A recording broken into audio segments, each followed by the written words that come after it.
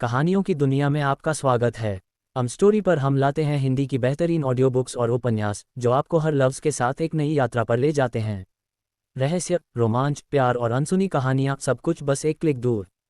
तो चलिए डूबते हैं कहानियों की इस जादुई दुनिया में। ये है हम स्टोरी। अरे मेरा भांजा कितना बड़ा हो गया। भांजे सच में काफ़ी जवान हो गया है तू। तुझे पता है जब मैं जवान था तो बिल्कुल तेरे जैसा हैंडसम दिखता था।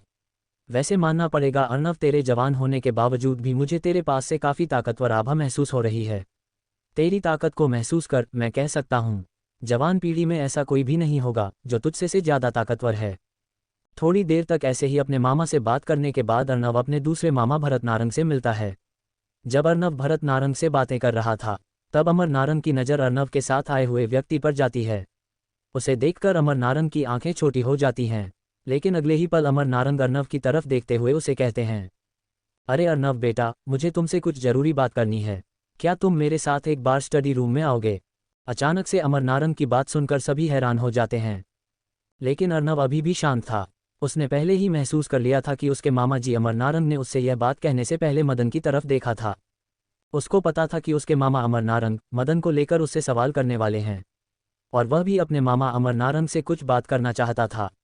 उसे अपने गुरुदेव माधव से पहले ही पता चल गया था। पर्पल टावर के निर्माताओं में से एक उसके नाना चंद्रेश नारंग भी हैं, इसीलिए अब वह भी उनसे इस बारे में बात करना चाहता था।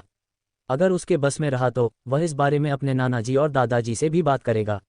अर्नव की मम्मी अमर नारंग की बात सुनकर अमर नारंग की तरफ देखते हुए थोड़ी निराशा के साथ उसे उन्हें कहती है, भैया आपको थोड़ा तो सोचना चाहिए। यह अभी आया है और आप अभी से ही इसे काम के लिए लेकर जा रहे हैं। कुछ देर आराम तो करने दीजिए। देखो कितना दुबला पतला हो गया है। लगता है इतने महीनों से खाना भी नहीं खाया। खाना तो खाने दीजिए कम से कम इसे। अमर नारंग अपनी बहन की बात सुनकर अपने हाथ खड़े करने ही वाला होता है कि तभी अर्नव अपनी मम्मी से कहता है, मम्मी अब मैं यहाँ से कहीं थोड़ी ना जा रहा हूँ, मैं तो यहीं पर हूँ। मामा जी को शायद कुछ ज़रूरी बात करनी है, और वैसे भी मामा जी से मुझे भी कुछ ज़रूरी विषयों पर बात करनी है। और रही बात खाने की, तो आप खाना बनवा दीजिए, और जैसे ही खाना बनेगा आप मुझे आवाज़ लगा देना।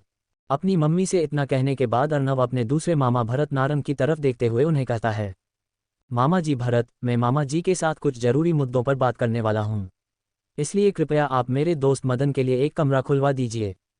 अर्नव ने अपने दूसरे मामा भरत नारंग को बातों ही बातों में बता दिया था कि मामला उसके साथ आए व्यक्ति को लेकर है, और वह व्यक्ति उसके लिए काफ़ी इम्पोर्टेंट है, इसीलिए कृपया उसके लिए एक कमरे का इंतजाम करें।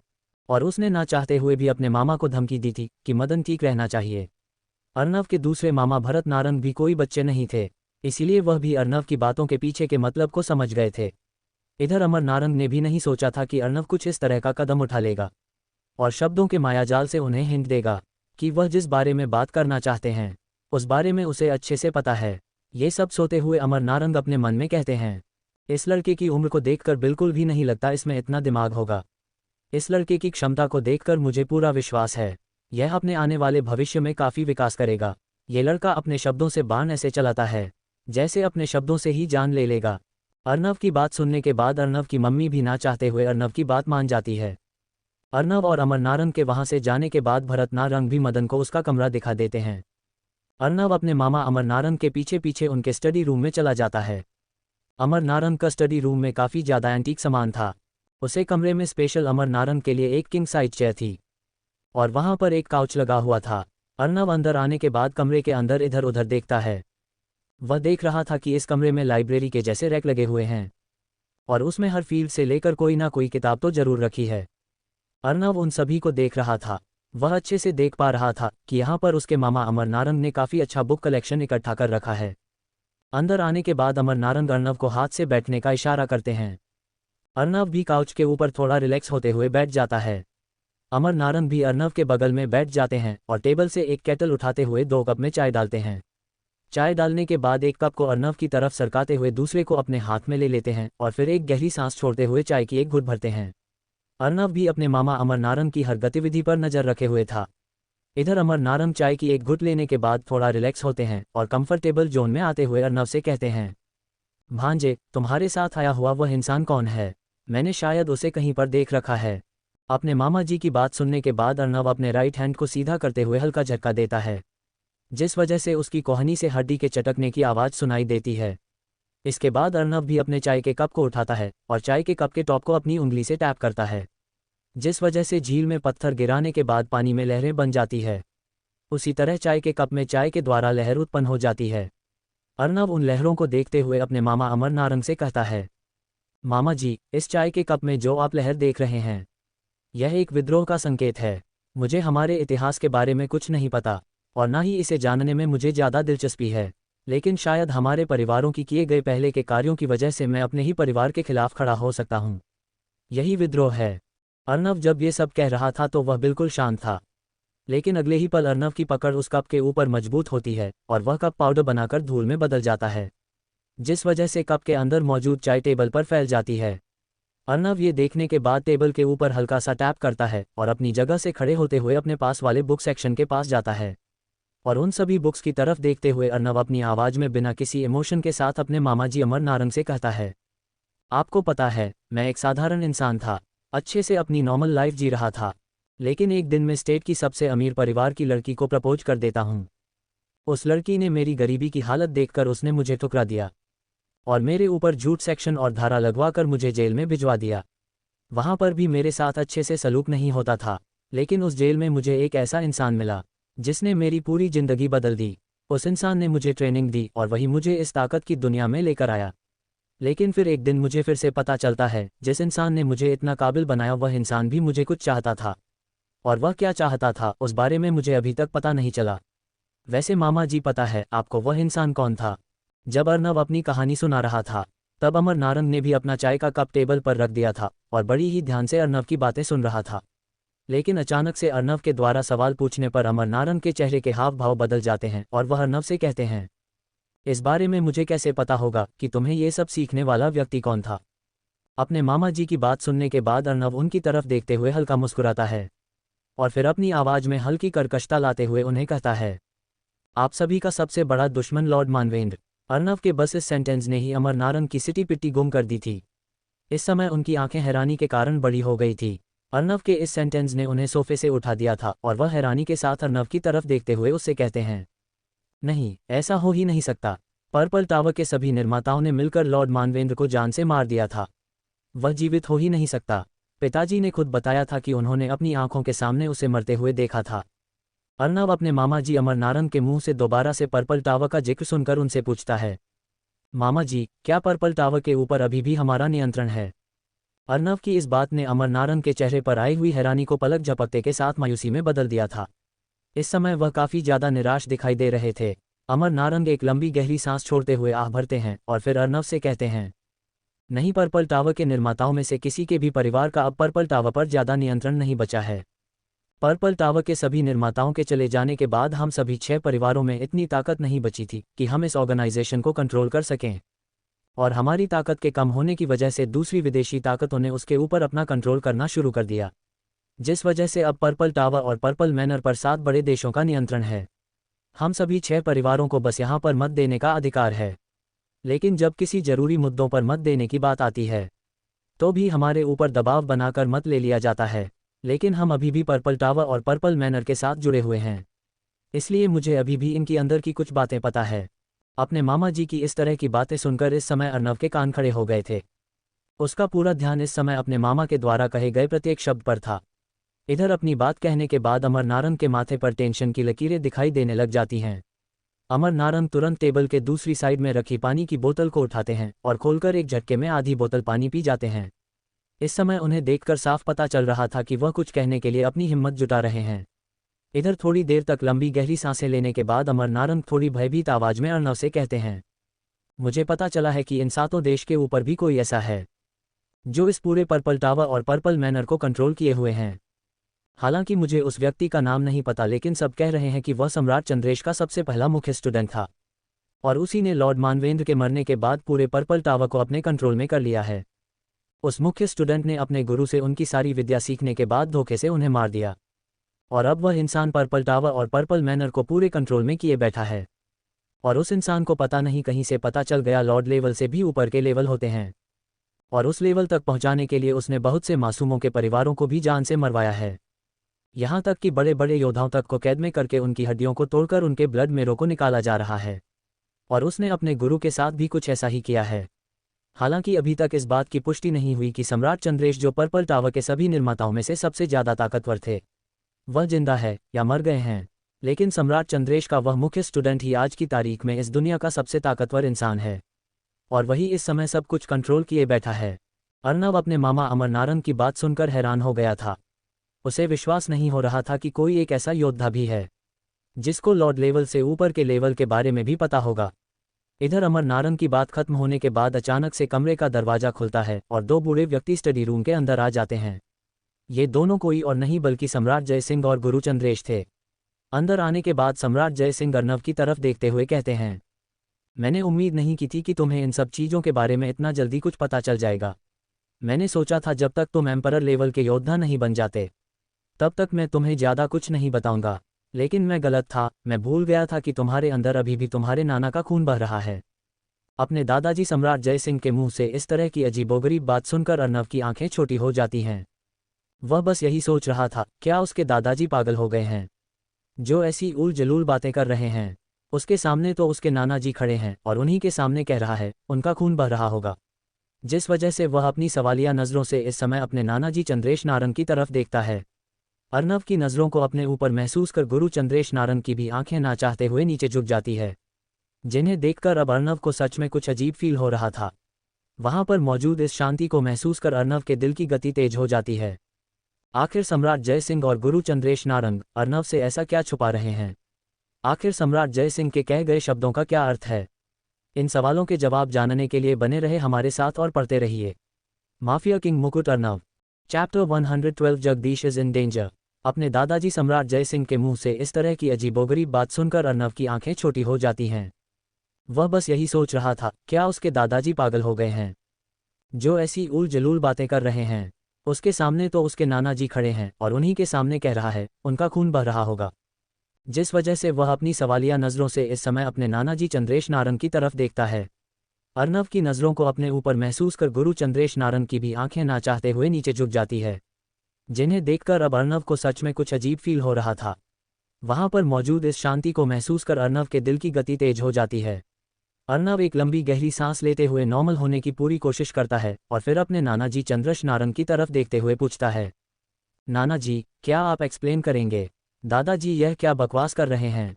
अर्नव के इस तरह के व्यवहार को देखकर अमर नारंग भी अपने पिता चंद्रेश नारंग की तरफ देखने लगता है। अमर नारंग को भी यहाँ पर कुछ समझ नहीं आ रहा था, आखिर यहाँ पर चल कह रहा है। सम्राट जयसिंह के भी तोते उड़ गए थे। वह समझ गए थे कि उनके मुंह से गलत शब्द निकल गए हैं। इस समय उनकी आंखों में ना चाहते हुए भी हल्का डर नजर आ रहा था। इधर गुरु चंद्रेश नारंग की भी हथेली में पसीने आ गए थे। अर्नव को कुछ समझ नहीं आ रहा था, इसीलिए वह मन ही मां अपने गुरुदेव माधव से कहता है, गुरुदेव, क्या आपको कुछ पता है? आखिर दादाजी और नाना जी यह क्या बातें कर रहे हैं? अर्नव की बात खत्म होने के थोड़ी देर बाद ही अर्नव को अपने दिमाग में उसके गुरुदेव माधव की आवाज़ सुनाई देती है। अर्नव, मुझे भी कुछ समझ नहीं आ रहा है, आखिर ये दोनों इस तरह से क्यों बर्ताव कर रहे हैं, लेकिन इन दोनों की हरकत को देखकर मुझे साफ पता चल रहा है, यहाँ पर कोई बहुत बड़ा झोल है। अगर तुम चाहो तो मैं तुम्हारे लिए अपने गुरु और मास्टर चंद्रेश से सच उगलवा सकता हूँ। अपने गुरुदेव माधव की बात सुनने के बाद अर्नव थोड़ी देर सोता है और फिर सिर्फ अपने गर्दन हिला देता है। उसके ऐसा करने के अगले ही पल अर्नव अपने शरीर में बढ़ती हुई ताकत को महसूस कर पा रहा था। वह साफ साफ महसूस कर पा रहा था कि उसके शरीर पर इस समय कोई दूसरा व्यक्ति कब्जा करने की कोशिश कर रहा है, लेकिन अर्नव को पता था कि उसके गुरुदेव माधव उसके शरीर पर कंट्रोल करने की कोशिश कर रहे हैं, इसलिए वह भी अपने शरीर को ढीला छोड़ देता है।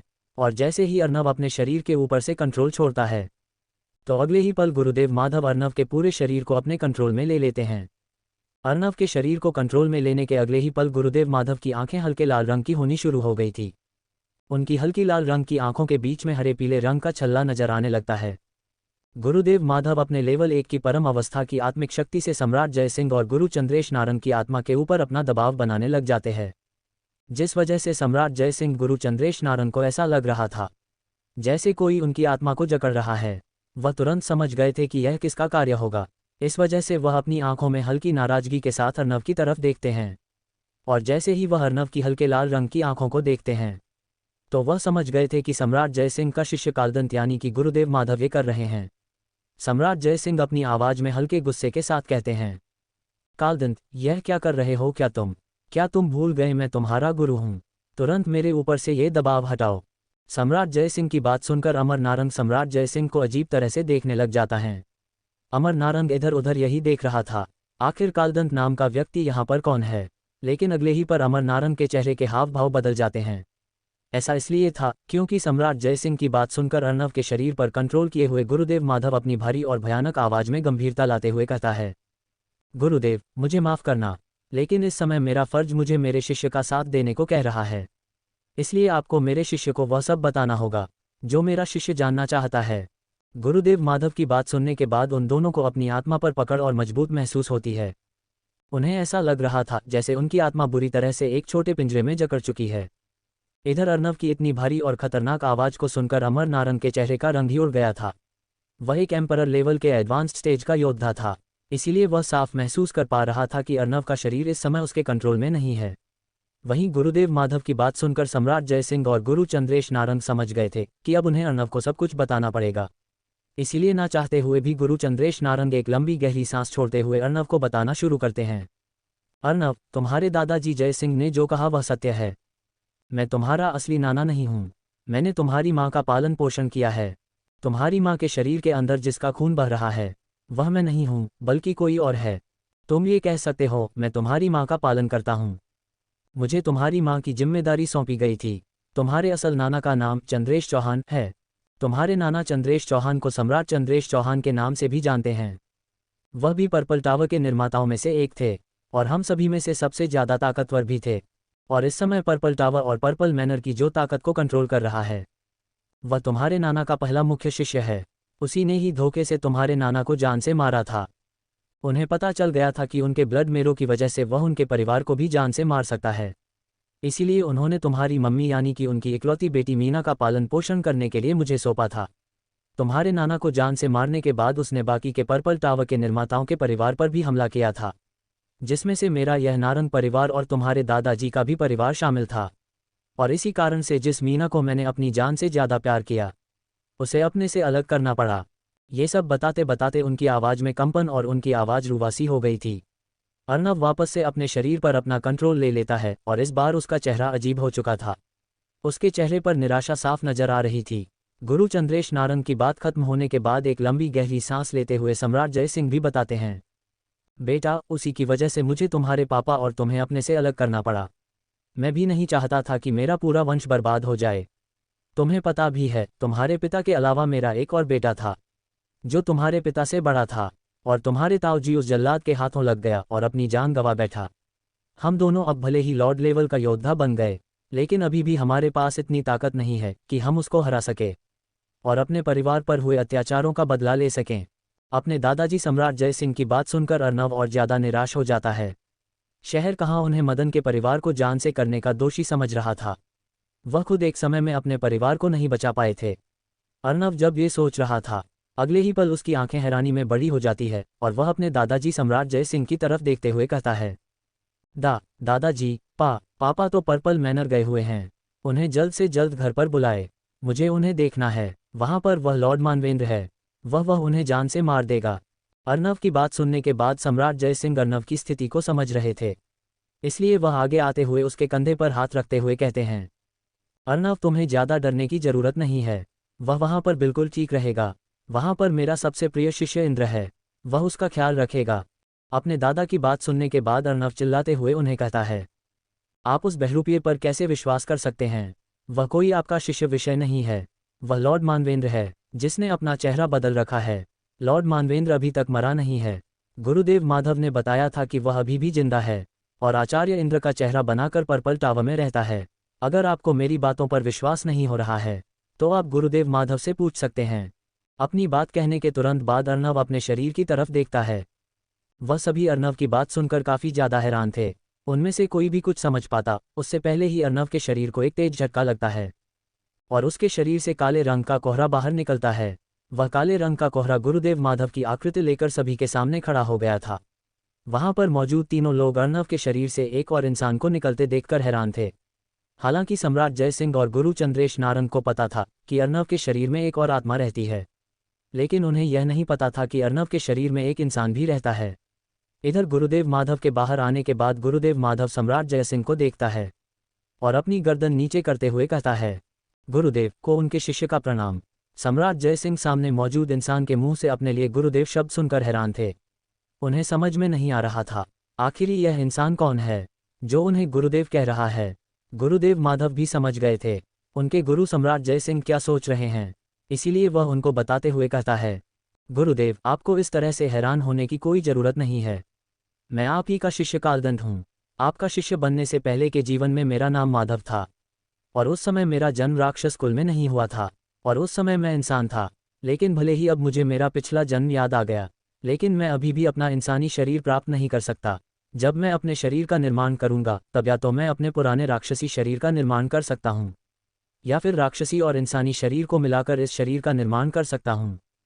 अपनी बात कहने के बाद गुरुदेव माधव एक पल के लिए शांत होते हैं और फिर गंभीरता के साथ सम्राट जयसिंह और गुरु चंद्रेश नारंग की तरफ देखते हुए कहता है, गुरुदेव मैंने लॉर्ड मानवेंद्र से भी लड़ाई की है और उस लड़ाई में मैंने उनको गंभीर तरीके से घायल कर दिया था और उनकी ताकत को ग्रैंड मास्टर लेवल तक बांध दिया था। और जैसे ही उनकी ताकत खत्म हुई तो वह धरती के नीचे 9 लोकों पर अपना शासन नहीं चला सकते थे और इसी कारण उन्होंने आचार्य इंद्र की पहचान का सहारा लेकर धरती पर आकर छुप गए थे। लेकिन उस लड़ाई में मैं भी काफ़ी ज़्यादा घायल हो गया था, इसीलिए मैं उसको जान से नहीं मार पाया। लॉर्ड मानवेंद्र और आचार्य इंद्र दोनों अलग अलग व्यक्ति नहीं है, वह दोनों एक ही है। हमें जल्दी से जल्दी वहाँ से आपके बेटे को यहाँ लाना होगा। वह जब तक वहाँ रहेंगे तब तक उनकी जान को खतरा रहेगा। गुरुदेव माधव की बात सुनकर उन सभी के चेहरे का रंग उड़ गया था।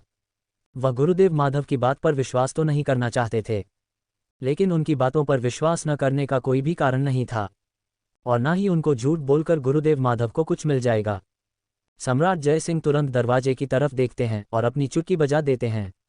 अगले ही पल सब महसूस कर पा रहे थे कि दरवाजे के पास से एक बहुत ही ताकतवर शक्ति गुजरी है। थोड़ी देर तक आपस में बात करते रहते हैं।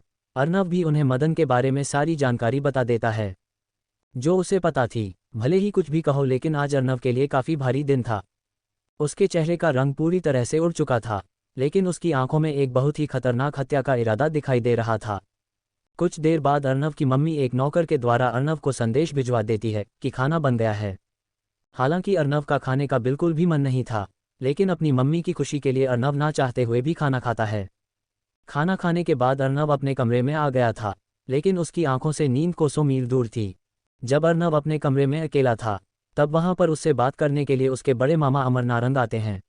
अमर नारंग अर्नव के कमरे में आकर उससे कुछ देर बातें करते हैं और अर्नव के लिए लाए गए हल्दी के दूध को से पीने को देते हैं। अर्नव भी अपने चेहरे पर मुस्कान के साथ उसे दूध को पी लेता है। तकरीबन आधे घंटे के बाद अर्नव अपने बिस्तर पर लेट चुका था और गहरी नींद में पहुंच गया था। अमर नारंग जब पूरी तरह से सुनिश्चित कर लेते हैं कि अर्नव सो गया है तो वह गहरी सांस छोड़ते हुए अपने आप से ही कहते हैं, लड़के मुझे माफ़ करना, अगर तू सोता नहीं तो तू पूरी रात ऐसे ही टेंशन में रहता। इतना कहने के बाद अमर नारंग कमरे से बाहर निकल जाते हैं। अमर नारंग अर्नव के लिए जो हल्दी वाला दूध लेकर आए थे उसमें उन्होंने नींद की दवाई मिला रखी थी ताकि अर्नव ये टेंशन बुलाकर गहरी नींद में सो सके। यही भारत से काफ़ी दूर अमेरिका के एक आइलैंड जिसका नाम हवाई है, वहाँ से एक प्राइवेट जेट टेक ऑफ करता है। क्या अर्नव बचा पाएगा अपने पापा को? आखिर ऐसा क्या है अमेरिका के उस आइलैंड हवाई पर? इन सवालों के जवाब जानने के लिए बने रहे हमारे साथ और पढ़ते रहिए माफिया किंग मुकुट Arnav. Chapter 113 Jagdish is a prisoner. लड़के मुझे माफ़ करना, अगर तू सोता नहीं तो तू पूरी रात ऐसे ही टेंशन में रहता। इतना कहने के बाद अमर नारंग कमरे से बाहर निकल जाते हैं।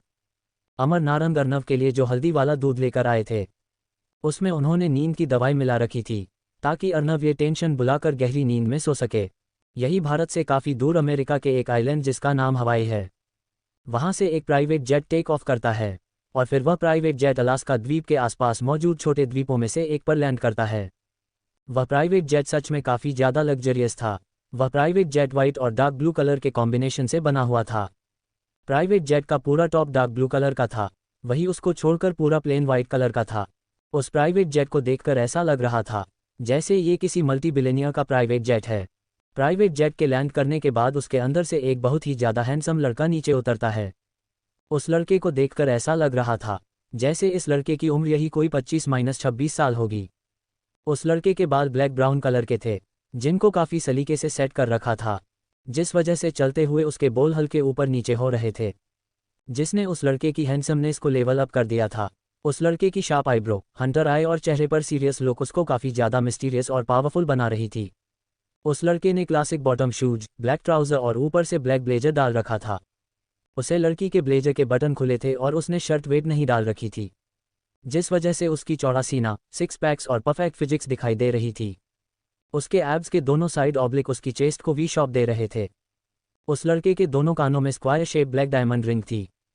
उस लड़के के पहले दोनों एब्स के ऊपर से और पूरी चेस्ट और गर्दन पर टैटू बना हुआ था, और उसका वह टैटू उसके राइट हैंड की कलाई तक फैला हुआ था। इस लड़के ने अपने गले में प्लेटिनम चैन डाल रखी थी। इस लड़के के दोनों हाथ ब्लेजर को पीछे हुए पेट की जेब में थे। इस लड़के के लेफ्ट हैंड की कलाई में रोलेक्स कंपनी की ब्लैक चैन वॉच थी। इस लड़के के चारों तरफ एक अजीब सी आभा फैली हुई थी, जो इसे काफ़ी ज़्यादा ताकतवर बना रही थी। इस समय ये लड़का इतना ज़्यादा पावरफुल है कि इस समय अगर यहाँ पर कोई भी होता, और चाहे वह कितना ही ताकतवर क्यों ना हो, वह इस लड़के के सामने घुटने टेक देता। ये लड़का अपनी गर्दन को हल्का राइट की तरफ झुकते हुए प्राइवेट जेट से नीचे उतरता है। इस समय उस पूरे एयरपोर्ट पर दुनिया भर की गाड़ियां खड़ी थी, और इस समय उस पूरे एयरपोर्ट पर दुनिया भर की सिक्योरिटी थी। इस समय यहाँ पर दुनिया भर के बड़े बड़े नामचीन राजनेताओं के साथ साथ पृथ्वी पर अपनी एक स्टेटमेंट से उथल पुथल कर देने वाले बिजनेस टाइकून्स भी थे। यहाँ पर मौजूद प्रत्येक बॉडीगार्ड एक ग्रैंड मास्टर लेवल से ऊपर का योद्धा था। लेकिन इतने ताकतवर होने के बावजूद भी उन सभी की गर्दन इस 25-26 साल के लड़के के सामने झुकी हुई थी। उन सभी की आंखों में इस लड़के को देखकर खौफ नजर आ रहा था, और वैसे भी यह जायज था, क्योंकि यह लड़का कोई और नहीं बल्कि पर्पल टावर और पर्पल मैनर को कंट्रोल करने वाला सम्राट चंद्रेश चौहान का पहला मुख्य शिष्य था। इस लड़के के नीचे उतरने के बाद इसके पीछे से एक इंसान नीचे उतरता है। अगर इस समय यहाँ पर अर्नव होता तो इस इंसान को देखकर तुरंत पहचान जाता, क्योंकि यह इंसान कोई और नहीं अर्नव को सबसे पहले ताकतों से रूबरू कराने वाला उसका आचार्य इंद्र यानी कि लॉर्ड मानवेंद्र था। लेकिन वह भी अपनी गर्दन नीचे कुए हुए इस लड़के के पीछे चल रहे थे। जब वहां पर मौजूद लोगों की आंखों में उन दोनों को देखकर खौफ नजर आ रहा था, तभी प्राइवेट जेट से एक इंसान को नीचे उतारा जाता है। इस इंसान के चेहरे को काले कपड़े से ढका गया था। इस इंसान के दोनों हाथों को पीछे जंजीर से बांधा गया था। इस इंसान के गले में भी एक जंजीर नजर आ रही थी, जो उसके दोनों पैरों को भी बंधे हुए थी, और वही जंजीर पीछे की तरफ जाते हुए एक बड़ी लोहे की बोल के साथ बंधी हुई थी। इस इंसान को देखकर साफ पता चल रहा था कि यह इंसान उनका कैदी है। इस इंसान को नीचे उतरने वाले 2 किंग लेवल के योद्धा थे, जिन्होंने ब्लैक कलर का सूट पहन रखा था और उनके हाथों में एडवांस राइफल थी। उस इंसान के पैरों में बंधी हुई बोल को देखकर साफ पता चल रहा था कि वह बोल कम से भी कम 1000 किलो की तो होगी ही। उन दोनों लोगों के आसपास एक मौत की आभा नजर आ रही थी, जिसे देखकर सब पता चल रहा था कि वह दोनों एक परफेक्ट किलिंग मशीन है। वहां पर मौजूद सभी लोग जैसे ही उस कैदी को देखते हैं तो सभी के रोंगटे खड़े हो जाते हैं। एयरपोर्ट की जमीन पर पैर रखने के बाद वह लड़का अपनी गंभीर आवाज में अपने 2 कदम पीछे चलते हुए लॉर्ड मानवेंद्र से कहता है, मानवेंद्र, इस जगदीश को पर्पल मैनर का कंट्रोल चाहिए था ना? चलो पहले इसे पर्पल टावर के हेडक्वार्टर लेकर चलते हैं और बताते हैं किसी दूसरे व्यक्ति की वस्तु पर नजर डालना कितना भयानक हो सकता है। और वैसे भी जय सिंह उस लड़ाई के दौरान बचकर निकल गया था, तो मैं उसके ब्लड मेरो को नहीं ले पाया, लेकिन उसकी ब्लड मेरो की कमी अब उसका ये बेटा जगदीश पूरी करेगा। वैसे भी इसके बड़े भाई की ब्लड मेरो निकलते वक्त उसने अपने प्राण त्याग दिए थे, लेकिन जाते जाते भी उसने अपनी मेरो को खत्म कर दिया, जिस वजह से मेरे पास सिंह परिवार की कोई भी ब्लड मेरो नहीं है। लेकिन अब उसकी कमी यह जगदीश पूरी करेगा, और फिर मैं बन जाऊंगा इस पूरी पृथ्वी का सबसे ताकतवर इंसान, जो बनेगा असल में स्पिरिट लॉर्ड रैंक का योद्धा। और फिर मेरे सामने लॉर्ड लेवल के योद्धा भी चींटी के बराबर होंगे। इस लड़के की बात सुनने के बाद लॉर्ड मानवेंद्र के शरीर में सिहरन दौड़ जाती है, क्योंकि सामने मौजूद लड़के के शरीर में उसकी भी ब्लड मेरो है। लॉर्ड मानवेंद्र को अच्छे से पता था कि उसके सामने मौजूद ये 25-26 साल का लड़का दुनिया का सबसे ताकतवर योद्धा है, जो कि स्काई स्पिरिट रैंक का योद्धा है, और उनके पीछे चलने वाला काले कपड़े से मुंह ढका व्यक्ति अर्नव का पिता जगदीश है। लॉर्ड मानवेंद्र इस लड़के की बात सुन सिर्फ अपनी गर्दन नीचे करते हुए धीमी आवाज में कहते हैं, जी लॉर्ड शिवेंद्र, आप जैसा सोच रहे हैं बिल्कुल वैसा ही होगा, और वैसे भी आप अभी भी दुनिया के सबसे ताकतवर योद्धा है। अगर आज के दिन पर्पल टावर के वह सभी 6 निर्माता जिंदा होते तो भी उनकी ताकत की तुलना आपकी ताकत से नहीं होती। और अब तो हमारे पास जय सिंह का वंशज जगदीश भी है, जिसकी मदद से आपकी ताकत एकदम चरम पर पहुंच जाएगी। और जब आप इतने ताकतवर हो जाओ तो कृपया अपने इस नाचीज पर भी ध्यान देना। इस लड़के का नाम शिवेंद्र था और यह सम्राट चंद्रेश चौहान का पहला मुख्य शिष्य था। लॉर्ड मानवेंद्र के मुंह से अपनी इतनी तारीफ सुनकर भी उसे लड़के के चेहरे के हाव भाव में कोई परिवर्तन नहीं आता। अगर यहाँ पर कोई आम इंसान होता तो वह इतनी तारीफ सुनकर बादलों पर चढ़ जाता। लेकिन लॉर्ड मानवेंद्र की बात सुनकर अपनी आवाज़ में बिना किसी इमोशन के अपनी सीरियस टोन में लॉर्ड मानवेंद्र से कहता है, मेरी चापलूसी करना बंद करो। मुझे अच्छे से पता है मैं कितना ताकतवर हूँ। भले ही आज मैं दुनिया का सबसे ताकतवर इंसान हूँ, लेकिन मुझे आज भी अफसोस है कि ताकतवर बनने के लिए मुझे सबसे पहले धोखे का सहारा लेना पड़ा। अगर मैं ऐसा नहीं करता तो मैं मेरा गुरुदेव के हाथों मारा जाता, लेकिन उसकी भरपाई मैं अब पूरी कर दूंगा। और रही बात तुम्हारी, जब तक तुम मेरे लिए वफादार हो, इस पृथ्वी पर ऐसा कोई भी नहीं है जो तुम्हारी तरफ उंगली उठा सके। लेकिन जिस दिन तुमने मुझसे गद्दारी करने की कोशिश की, उसी दिन मैं अपने इन्हीं हाथों से तुम्हारी गर्दन को तुम्हारे शरीर से अलग कर दूंगा। फिर भले ही तुम पृथ्वी के नीचे 9 लोगों पर राज करते हो या फिर इस पूरे संसार पर, मुझे इससे कोई फर्क नहीं पड़ता। इतना कहने के बाद लॉर्ड शिवेंद्र एक पल के लिए शांत होता है और फिर कुछ सोचते हुए थोड़ी देर के बाद लॉर्ड मानवेंद्र से कहता है, वैसे मानवेंद्र, तुमने आचार्य इंद्र का भेष तो धारण कर लिया, लेकिन तुम उनके शिष्यों को अभी तक पर्पल टावर तक क्यों नहीं लेकर आए? और तुमने अभी जो अपना नया शिष्य बनाया है उसका क्या?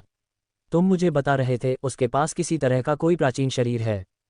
लॉर्ड मानवेंद्र जैसे ही लॉर्ड शिवेंद्र के मुंह से ये सुनते हैं तो उनकी रीढ़ की हड्डी के नीचे ठंडक फैल जाती है।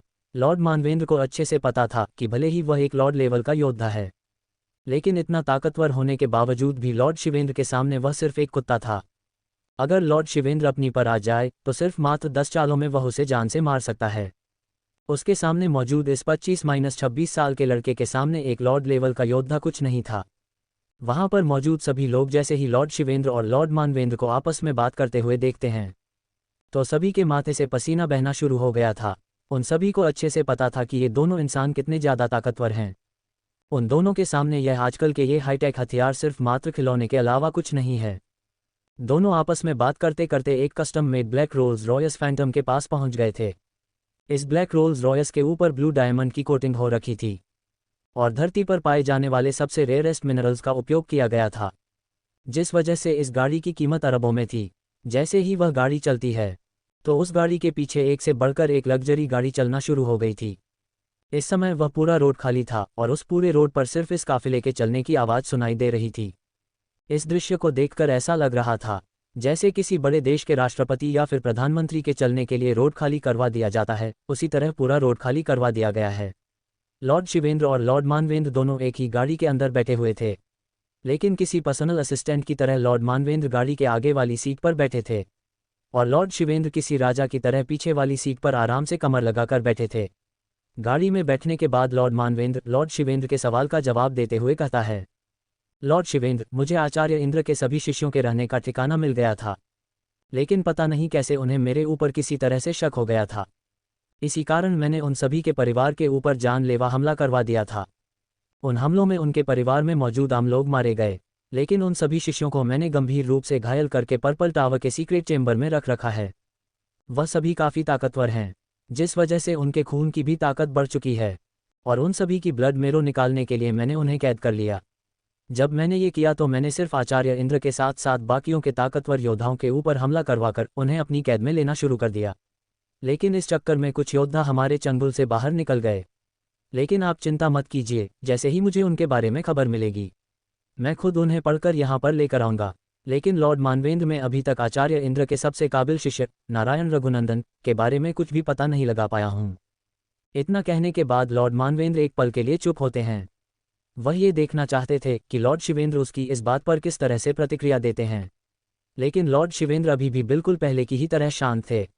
उनके चेहरे पर किसी भी तरह का कोई भी इमोशन नजर नहीं आ रहा था, जिसे देखकर लॉर्ड मानवेंद्र एक लंबी गहरी सांस लेता है और फिर अपनी बात को आगे बढ़ाते हुए कहता है, ये तो उन सभी योद्धाओं की बात है, और रही बात मेरे नए शिष्य की तो वह शायद अभी तक इतना ताकतवर नहीं हुआ है। अगर उसे पर्याप्त संसाधन भी मिले होंगे तो भी वह अभी सिर्फ मास्टर लेवल का योद्धा बना होगा। लेकिन उसके पास एंशिएंट डेमन बॉडी है, और अगर एक बार उसकी डेमन बॉडी अवेक हो जाती है तो उसके पास वह डेमन टैटू आ जाएगा। हमारे लिए उसकी ब्लड मेरो से ज़्यादा वह लड़का महत्वपूर्ण रहेगा। लॉर्ड मानवेंद्र की बात सुनने के बाद अब तक जिस चेहरे पर सिर्फ गंभीरता के भाव थे, उस पर एक रहस्यमयी मुस्कान आ गई थी और आंखों में चमक नजर आ रही थी। लेकिन लॉर्ड मानवेंद्र की पूरी बात सुनने के बाद उन आंखों में कठोरता नजर आ रही थी। क्या अर्नव को अपने पिता की इस हालात के बारे में पता चलेगा? आखिर वह लोग कहाँ पर है जिनको सम्राट जय सिंह ने जगदीश की रक्षा के लिए भेजा है? क्या आचार्य इंद्र को पता चल पाएगा कि अर्नव एक मोनार्क लेवल का योद्धा बन चुका है? इन सभी सवालों के बारे में जानने के लिए बने रहे हमारे साथ और पढ़ते रहिए माफिया किंग मुकुट अर्नव। अगर आपको ये कहानी पसंद आ रही हो तो कृपया लाइक और कमेंट जरूर करें और इस कहानी को अच्छी रेटिंग देना ना भूलें ताकि इस कहानी के नए चैप्टर बनाने के लिए मेरा मनोबल बना रहे। इस कहानी को अधिक से अधिक लोगों को शेयर करें ताकि ज़्यादा से ज़्यादा लोग इस कहानी का आनंद उठा सकें। हमारी इस कहानी के नए चैप्टर को पढ़ने के लिए आपका बहुत बहुत शुक्रिया। Chapter 114 3 type demon bodies. ये तो उन सभी योद्धाओं की बात है, और रही बात मेरे नए शिष्य की तो वह शायद अभी तक इतना ताकतवर नहीं हुआ है। अगर उसे पर्याप्त संसाधन भी मिले होंगे तो भी वह अभी सिर्फ मास्टर लेवल का योद्धा बना होगा। लेकिन उसके पास एंशिएंट डेमन बॉडी है, और अगर एक बार उसकी डेमन बॉडी अवेक हो जाती है तो उसके पास वह डेमन टैटू आ जाएगा। हमारे लिए उसकी ब्लड मेरो से ज़्यादा वह लड़का महत्वपूर्ण रहेगा। लॉर्ड मानवेंद्र की बात सुनने के बाद अब तक जिस चेहरे पर सिर्फ गंभीरता के भाव थे, उस पर एक रहस्यमयी मुस्कान आ गई थी और आंखों में चमक नजर आ रही थी। लेकिन लॉर्ड मानवेंद्र की पूरी बात सुनने के बाद उन आंखों में कठोरता नजर आ रही थी। इधर लॉर्ड मानवेंद्र अपनी बात खत्म करने के बाद लॉर्ड शिवेंद्र के जवाब का इंतजार कर रहा था। लेकिन लॉर्ड मानवेंद्र को पता नहीं था कि अर्नव के पास एंशिएंट डेमन बॉडी नहीं बल्कि एंशिएंट डेमन गॉड बॉडी है, और उसकी वह बॉडी अवेक हो चुकी है। और गॉड बॉडी अवेक होने के बाद उसको कोई नॉर्मल डेमन टैटू नहीं बल्कि डेमन गॉड डिवाइन टैटू मिला है। डेमन बॉडी में भी 3 तरह की बॉडी होती हैं। पहले होती है डेमन बॉडी, जिसके अवेक होने के बाद एक इंसान की बॉडी नॉर्मल इंसान की तुलना में 10 गुना ज़्यादा सख्त और मजबूत हो जाती है, और इस दौरान उसे एक डेमन फेस टैटू मिलता है, जिसको एक्टिव करने के बाद ज़्यादा फर्क नहीं पड़ता, बस वह कुछ राक्षसी और शैतानी तकनीक इस्तेमाल कर सकता है। और इस बॉडी टाइप में अपने टैटू को एक्टिव करने के बाद ये टैटू अपनी शेप नहीं बदलता। और दूसरी तरह की बॉडी होती है एंशिएंट डेमन बॉडी। इस तरह के बॉडी टाइप में एक डेमन की विरासत होती है। इस बॉडी के अवेक होने के बाद ये बॉडी अपने ऑनर को डेमन पावर दे देती है। इस बॉडी टाइप में जिस डेमन की विरासत होती है तो वह उस डेमन की सभी तकनीक इस्तेमाल कर सकता है। इस बॉडी टाइप वाले को भी एक डेमन टैटू मिलता है जो कन्वर्टेबल होता है, लेकिन ये टैटू एक नॉर्मल टैटू से सिर्फ डेमन फेस में ही कन्वर्ट हो सकता है। और इस टैटू को एक्टिवेट करने के बाद इस बॉडी टाइप का ओनर डीमंस के द्वारा क्रिएट की गई तकनीक को सीख सकता है। सबसे आखिर में और सबसे legendary body type ancient demon god body मानी जाती है। कहा जाता है इस तरह की बॉडी से पूरे संसार में एक समय में सिर्फ एक इंसान के पास ही हो सकती है, और जिस व्यक्ति के पास भी इस तरह की बॉडी होती है वह अपने आप में एक लीजेंडरी फिगर माना जाता है। और इस तरह की बॉडी किसी को तभी मिलती है जब इस बॉडी का पहला वाला मालिक अपनी सभी तकनीक और अपना सारा ज्ञान इस बॉडी के साथ प्राप्त होने वाले डिवाइन टैटू में डालने के बाद अपने प्राण त्याग देता है। और इसके बाद जब किसी दूसरे व्यक्ति को ये बॉडी मिलती है और जब वह बॉडी अवेक हो जाती है तो इस बॉडी के नए धारक को वह संपूर्ण ज्ञान प्राप्त हो जाता है। और इस तरह की बॉडी टाइप वाला इंसान सभी तरह की डेमन टेक्निक्स का इस्तेमाल कर सकता है, और सबसे ज़रूरी बात उसे इन तकनीक को सीखने या फिर प्रैक्टिस करने की ज़रूरत नहीं होती। और एक समय में एक एंशिएंट डेमन गॉड बॉडी होने की वजह से पहले के सभी एंशिएंट डेमन गॉड बॉडी के धारकों की स्मृतियाँ प्राप्त हो जाती हैं, और इस तरह के बॉडी टाइप से प्राप्त हुआ डिवाइन टैटू सभी तरह की फॉर्म ले सकता है। इस बॉडी टाइप की सबसे खतरनाक बात यह है कि इस बॉडी टाइप को अवेक करने के बाद इस बॉडी का धारक संसार में मौजूद सभी प्रजातियों की तकनीक का इस्तेमाल कर सकता है। लेकिन इस बॉडी टाइप में एक कमी भी है। अगर इस बॉडी के धारक को सभी एंशिएंट डेमन गॉड्स की स्मृतियां प्राप्त करनी है तो उसे गहरे ध्यान में जाना पड़ेगा, और उसे सभी की स्मृतियों को अपने दिमाग में धारण करने के लिए कितने समय काल का समय लगेगा पता नहीं। इसी कारण इस बॉडी टाइप का धारक कभी भी इन स्मृतियों को धारण करने की कोशिश नहीं करता, बस वह समय समय पर सभी की स्मृतियों में से अपने काम की चीज़ ढूंढ लेता है। ये तीनों प्रकार की डेमन बॉडीज़ का डिस्क्रिप्शन था। अब कहानी को आगे बढ़ते हैं। लॉर्ड मानवेंद्र की बात सुनकर लॉर्ड शिवेंद्र अपनी आंखों में कठोरता के साथ लॉर्ड मानवेंद्र से कहते हैं, मानवेंद्र, तुम कुछ ज़्यादा ही पक्षपात नहीं कर रहे हो। मान लिया वह तुम्हारा स्टूडेंट है, लेकिन क्या तुम हम दोनों में से उसे चुनकर अपनी मौत को दावत देना चाहते हो? उसके पास एंशिएंट डेमन बॉडी है। अगर उसे मारकर मैं उसकी बॉडी को प्राप्त कर लेता हूँ तो मेरी पावर पहले से कई गुना बढ़ जाएगी। और क्या तुम्हें सच में लगता है वह तुम्हारा स्टूडेंट है तो मैं उसे जिंदा छोड़ दूंगा? जिस दिन वह ग्रैंड मास्टर के लेवल की बंदिशें तोड़कर मोनार्क रैंक का योद्धा बनेगा, उसी दिन उसकी मौत सुनिश्चित है। अब तुम बताओ, क्या तुम उसके लिए मेरे खिलाफ जाना चाहोगे? लॉर्ड शिवेंद्र की बात सुनने के बाद लॉर्ड मानवेंद्र की पूरी पीठ पसीने से भीग गई थी। वह तुरंत हकलाते हुए अपने शब्दों को ठीक करते हुए लॉर्ड शिवेंद्र से कहता है, लॉर्ड शिवेंद्र, मेरा ऐसा कहने का कुछ भी मतलब नहीं था, और ना ही मैं अपने शिष्य का पक्ष ले रहा था। मैं ये कहना चाहता था कि उसे मारकर हमें जितना फ़ायदा होगा उससे कई गुना ज़्यादा फायदा अगर हम उसे नहीं मारते हैं तो होगा। लॉर्ड मानवेंद्र को ऐसे शब्दों को घुमाते देखकर लॉर्ड शिवेंद्र गंभीरता के साथ अपनी गहरी आवाज में लॉर्ड मानवेंद्र से कहता है, मानवेंद्र, तुम अपने इन शब्दों को गोल गोल घूमने की जगह मुझे साफ साफ बताओगे कि तुम कहना क्या चाहते हो। लॉर्ड मानवेंद्र इस बार लॉर्ड शिवेंद्र की आवाज में हल्के गुस्से को भी महसूस कर पा रहा था। लॉर्ड मानवेंद्र समझ गया था कि इस बार उसे सब कुछ सीधे सीधे और साफ साफ कहना होगा। इसीलिए वह एक लंबी गहरी सांस लेते हुए लॉर्ड शिवेंद्र से गंभीरता के साथ कहते हैं, लॉर्ड शिवेंद्र, मुझे पता है अगर आप मेरे शिष्य को जान से मार देंगे तो भी आपके एंशिएंट डेमन बॉडी को प्राप्त करने के बहुत मुश्किल चांस है। चलो बाय चांस आप उसे प्राप्त भी कर लेते हैं तो भी आप उस बॉडी को एक्टिवेट नहीं कर पाएंगे, क्योंकि उस बॉडी को आपने ज़बरदस्ती लिया है, ना कि वह बॉडी आपके पास शुरू से थी। और अगर ऐसा होता है तो इस तरह की अनमोल बॉडी टाइप वेस्ट जाएगी। लेकिन अगर हम मेरे उस शिष्य को अपना वफादार बना ले तो वह हमारे लिए एक बहुत ही खतरनाक हथियार बन सकता है। बस उसके लिए हमें उसका माइंड वॉश करने की ज़रूरत है, और उसके बाद हम उसे जो कुछ भी कहेंगे उसके लिए वह हमारा आदेश बन जाएगा। और जब एक इस तरह की बॉडी टाइप वाला इतना वफादार इंसान जब हर दम आपके साथ रहेगा तो आप क्या कुछ नहीं कर सकते। और जब हमें किसी दिन लगे कि वह मरने वाला है तो हम उसे ऑर्डर देकर उस एंशिएंट डेमन बॉडी को भी प्राप्त कर सकते हैं। इस बार लॉर्ड मानवेंद्र की पूरी बात सुनने के बाद लॉर्ड शिवेंद्र की आंखें चमकने लग जाती हैं और उनके चेहरे पर एक रहस्यमयी मुस्कान आ जाती है। लॉर्ड शिवेंद्र लॉर्ड मानवेंद्र की बात सुनकर मुस्कुराते हुए कहते हैं, वाह मानवेंद्र, क्या आइडिया है। पहले मुझे लगा तुम कहीं मेरे विरुद्ध जाकर अपने शिष्य को बचाने की कोशिश कर रहे हो, लेकिन तुम तो काफ़ी कमीने निकले। तुमने तो अपने ही शिष्य को प्रयोगशाला का चूहा बना दिया। वैसे वह इस समय कहाँ पर है? क्या तुम उसे जल्द से जल्द हमारे हेडक्वार्टर लेकर आ सकते हो?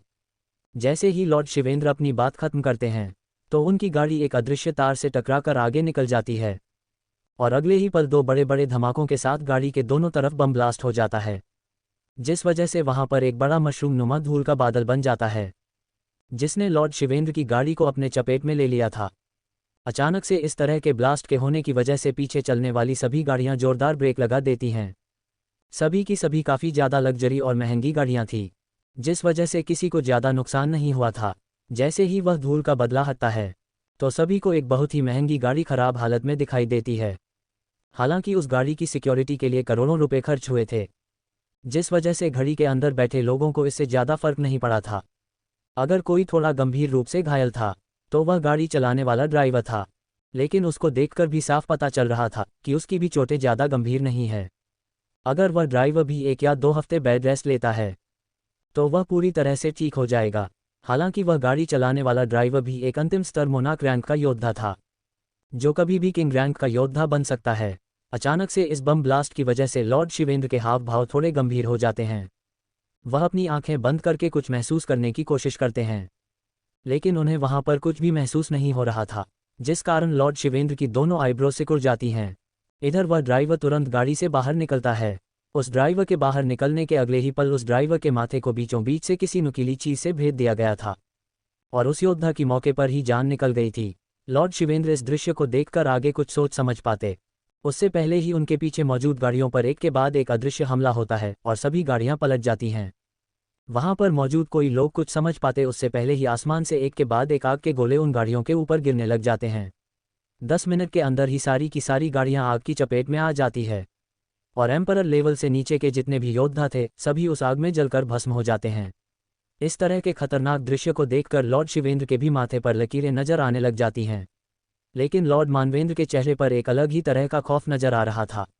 लॉर्ड मानवेंद्र इस दृश्य को देखकर हकलाती हुए आवाज में कहते हैं, ये तो सम्राट जय सिंह की पंचमूल महाअग्निवर्षा तकनीक है। इधर गाड़ी में बैठा लॉर्ड शिवेंद्र जैसे ही लॉर्ड मानवेंद्र के मुंह से सम्राट जय सिंह की तकनीक के बारे में सुनता है तो उसकी आंखें हैरानी में बड़ी हो जाती है और वह तुरंत अपनी आवाज में हल्के कंपन के साथ लॉर्ड मानवेंद्र से पूछता है, क्या कहा तुमने? ये सम्राट जय सिंह की कोई तकनीक है? लेकिन सम्राट जय सिंह तो मारे जा चुके हैं। लॉर्ड मानवेंद्र जब लॉर्ड शिवेंद्र को इस तरह से हड़बड़ाते हुए देखता है तो उसकी आंखों में भी खौफ नजर आने लग जाता है। उसे पता था कि लॉर्ड शिवेंद्र कितने ज़्यादा ताकतवर है, लेकिन फिर भी उनकी आंखों में भी सम्राट जय सिंह का नाम सुनकर डर नजर आ रहा है। लॉर्ड मानवेंद्र ध्यान से उस तकनीक की अग्निवर्षा को देखते हैं तो वह एक लंबी सांस लेते हुए कहते हैं, नहीं, ये सम्राट जय सिंह नहीं है, यह इंसान कोई और है। लेकिन ये तकनीक वही है जिसका सम्राट जय सिंह ने निर्माण किया था। शायद इस तकनीक का इस्तेमाल करने वाला सम्राट जय सिंह का ही कोई शिष्य है। लॉर्ड मानवेंद्र ने अभी इतना ही कहा था कि अगले ही पल आकाश में काले बादल छा जाते हैं और बिजली की काफ़ी तेज गर्जना होती है। ये बिजली की गर्जना इतनी तेज थी कि कुछ पलों के लिए वहां पर मौजूद ताकतवर से ताकतवर योद्धा के कान सुन हो गए थे। यहां तक कि लॉर्ड शिवेंद्र को भी कुछ पलों के लिए सुनना बंद हो गया था। लॉर्ड शिवेंद्र जब किसी के पास इतनी भयानक ताकत को देखते हैं तो वह तुरंत गाड़ी से नीचे उतर जाते हैं। उनके गाड़ी से नीचे उतरने के तुरंत बाद लॉर्ड मानवेंद्र भी बाहर आ चुके थे। उनके बाहर आने के बाद आसमान से जमीन की तरफ दो भयानक बिजली नीचे गिरती हुई दिखाई देती है और एक तेज गड़गड़ाहट के साथ वहां पर बिजली की चमक की वजह से दो इंसानों की परछाई दिखाई देती है। बिजली की चमक से वह दो इंसान कम, दो प्रेत ज्यादा लग रहे थे। लॉर्ड शिवेंद्र जब आकाश में किसी को इस तरह से बिना किसी सहारे के आराम से खड़े देखता है तो उसकी भी आंखें छोटी हो जाती है, क्योंकि इस तरह का कारनामा कोई सिर्फ और सिर्फ तभी कर सकता है जब वह लॉर्ड रैंक का योद्धा हो। वह दोनों इंसान लॉर्ड मानवेंद्र और लॉर्ड शिवेंद्र की तरफ देखते हुए जोर जोर से हंसने लग जाते हैं। भले ही आसमान में इस समय वह दो इंसान हंस रहे थे, लेकिन पूरे आकाश में ऐसा लग रहा था जैसे हजारों की संख्या में कोई भूत प्रेत पिशाच लगातार जोर जोर से हंस रहे हैं। लॉर्ड मानवेंद्र के इस समय पैर लड़खड़ा गए थे। लॉर्ड मानवेंद्र तुरंत अपने कदमों को पीछे लेते हैं और अपनी हकलाती आवाज में कहते हैं, ये दोनों इंसान मानो या ना मानो सम्राट जय सिंह से संबंधित है। ये तकनीक उनके गुप्त योद्धाओं की 10,000 प्रेतों की हंसी है। सम्राट जय सिंह के सभी गुप्त योद्धा भारत की प्राचीन कलाओं के धुरंधर और अनेकों सिद्धियों को हासिल किए हुए योद्धा है। इन सभी के पास कुछ इस तरह की सिद्धियां हैं जिनका मुकाबला शायद ही संसार में कोई कर सकता है। कहीं ये दोनों सम्राट जय सिंह के वही गुप्त अघोरी योद्धाओं में से तो नहीं है? अगर ये दोनों सच में वही है तो मतलब इस समय हमारे सामने काल खड़ा है। लॉर्ड शिवेंद्र लॉर्ड मानवेंद्र की बातों को सुनकर काफ़ी ज़्यादा गुस्सा हो गया था, जिस वजह से उसके चारों तरफ से एक बहुत ही खतरनाक आभा निकलना शुरू हो गई थी। लॉर्ड शिवेंद्र की आभा वहां पर मौजूद सभी को अपनी चपेट में लेते हुए अराजकता की भावना फैला रही थी। लॉर्ड शिवेंद्र गुस्से में लॉर्ड मानवेंद्र की तरफ देखते हुए पूछते हैं, मानवेंद्र ये दोनों कौन है और तुम किन गुप्त अघोरी योद्धाओं की बात कर रहे हो? अगर तुमने मुझे सब सच सच नहीं बताया तो मैं तुम्हें यही जान से मार दूंगा। और इन दोनों को इस समय मेरे यहाँ होने के बारे में पता कैसे चला? आखिर आसमान में मौजूद ये दोनों योद्धा कौन है? क्या ये सच में सम्राट जय सिंह के गुप्त अघोरी योद्धा है? क्या होगा जब अर्नव को पता चलेगा लॉर्ड मानवेंद्र की साजिश के बारे में? इन सभी सवालों के बारे में जानने के लिए बने रहे हमारे साथ और पढ़ते रहिए माफिया किंग मुकुट Arnav. Chapter 115 someone in battlefield. Manvendra ये दोनों कौन है और तुम किन गुप्त अघोरी योद्धाओं की बात कर रहे हो? अगर तुमने मुझे सब सच सच नहीं बताया तो मैं तुम्हें यही जान से मार दूंगा। और इन दोनों को इस समय मेरे यहाँ होने के बारे में पता कैसे चला? इस समय लॉर्ड शिवेंद्र काफ़ी ज़्यादा गुस्से में थे। लॉर्ड मानवेंद्र उनके गुस्से की वजह समझ पा रहा था, इसीलिए वह अपनी खौफ भरी आवाज़ में लॉर्ड शिवेंद्र को बताता है, गुप्त अघोरी योद्धा सम्राट जयसिंह के वही योद्धा है जिनकी ताकत की कल्पना नहीं की जा सकती। ये सभी कोई मामूली योद्धा नहीं है। इन सभी को सतयुग के समय की प्राचीन विद्याओं का ज्ञान है और इनके पास ऐसी बहुत सी सिद्धियां हैं जिनके बारे में सोचकर ही लोगों की रूह कांप जाए। और हिमालय में इस तरह के लोग लाखों की तादाद में हैं। अगर मैं गलत नहीं हूं तो ये दोनों अघोरी लॉर्ड रैंक के योद्धा है और उनके पास अजीबोगरीब और बहुत ही खतरनाक सिद्धियां हैं, जिस वजह से शायद यह आपके जितने ताकतवर है। लॉर्ड मानवेंद्र की बात सुनने के बाद अब कहीं जाकर लॉर्ड शिवेंद्र की आंखों में हैरानी नजर आ रही थी। आज तक वह अपने आप को पृथ्वी का सबसे ताकतवर व्यक्ति मानता था, लेकिन आज उसके सामने उसके ही जितने ताकतवर दो और व्यक्ति खड़े थे और उसे इस बात का बिल्कुल भी अंदाजा नहीं था कि सम्राट जयसिंह के पास इस तरह के और कितने योद्धा हैं। और अगर उसके ये सभी योद्धा इतने ताकतवर है तो खुद सम्राट जयसिंह कितना ताकतवर होगा। इस समय उसके दिमाग में बस यही सब बातें चल रही थी। उन दोनों आसमान में उड़ते योद्धाओं को देखकर ऐसा लग रहा था जैसे वह लॉर्ड शिवेंद्र और लॉर्ड मानवेंद्र की सभी बातों को अच्छे से सुन पा रहे हैं। उन आसमान में उड़ते दोनों योद्धाओं में से एक योद्धा हंसना बंद करता है और लॉर्ड शिवेंद्र की तरफ गंभीरता से देखने लग जाता है। लॉर्ड शिवेंद्र जब उस योद्धा की नज़रों को अपने ऊपर महसूस करता है तो वह भी किसी अडिग चट्टान की तरह उस योद्धा की तरफ देखने लग गया था। वह आसमान में उड़ता योद्धा अपने किसी गुप्त विद्या का इस्तेमाल करते हुए लॉर्ड शिवेंद्र के ऊपर दबाव बनाना शुरू कर देता है। लॉर्ड शिवेंद्र जब अपने ऊपर पड़ते हुए उस दबाव को महसूस करता है तो उसकी आंखें गुस्से के मारे छोटी हो गई थी। उनमें गुस्सा साफ साफ देखा जा रहा था। गुस्से की वजह से लॉर्ड शिवेंद्र की आंखें धीरे धीरे लाल होना शुरू हो गई थी। वहां का माहौल धीरे धीरे गहरे सन्नाटे में जाना शुरू हो गया था और कुछ ही पलों में वहां पर गहरी शांति छा जाती है।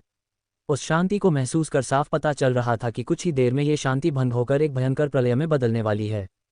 अचानक से उस शांति भरे माहौल में किसी योद्धा के गुस्से के मारे जोर जोर से सांस लेने की आवाज़ सुनाई देने लग गई थी।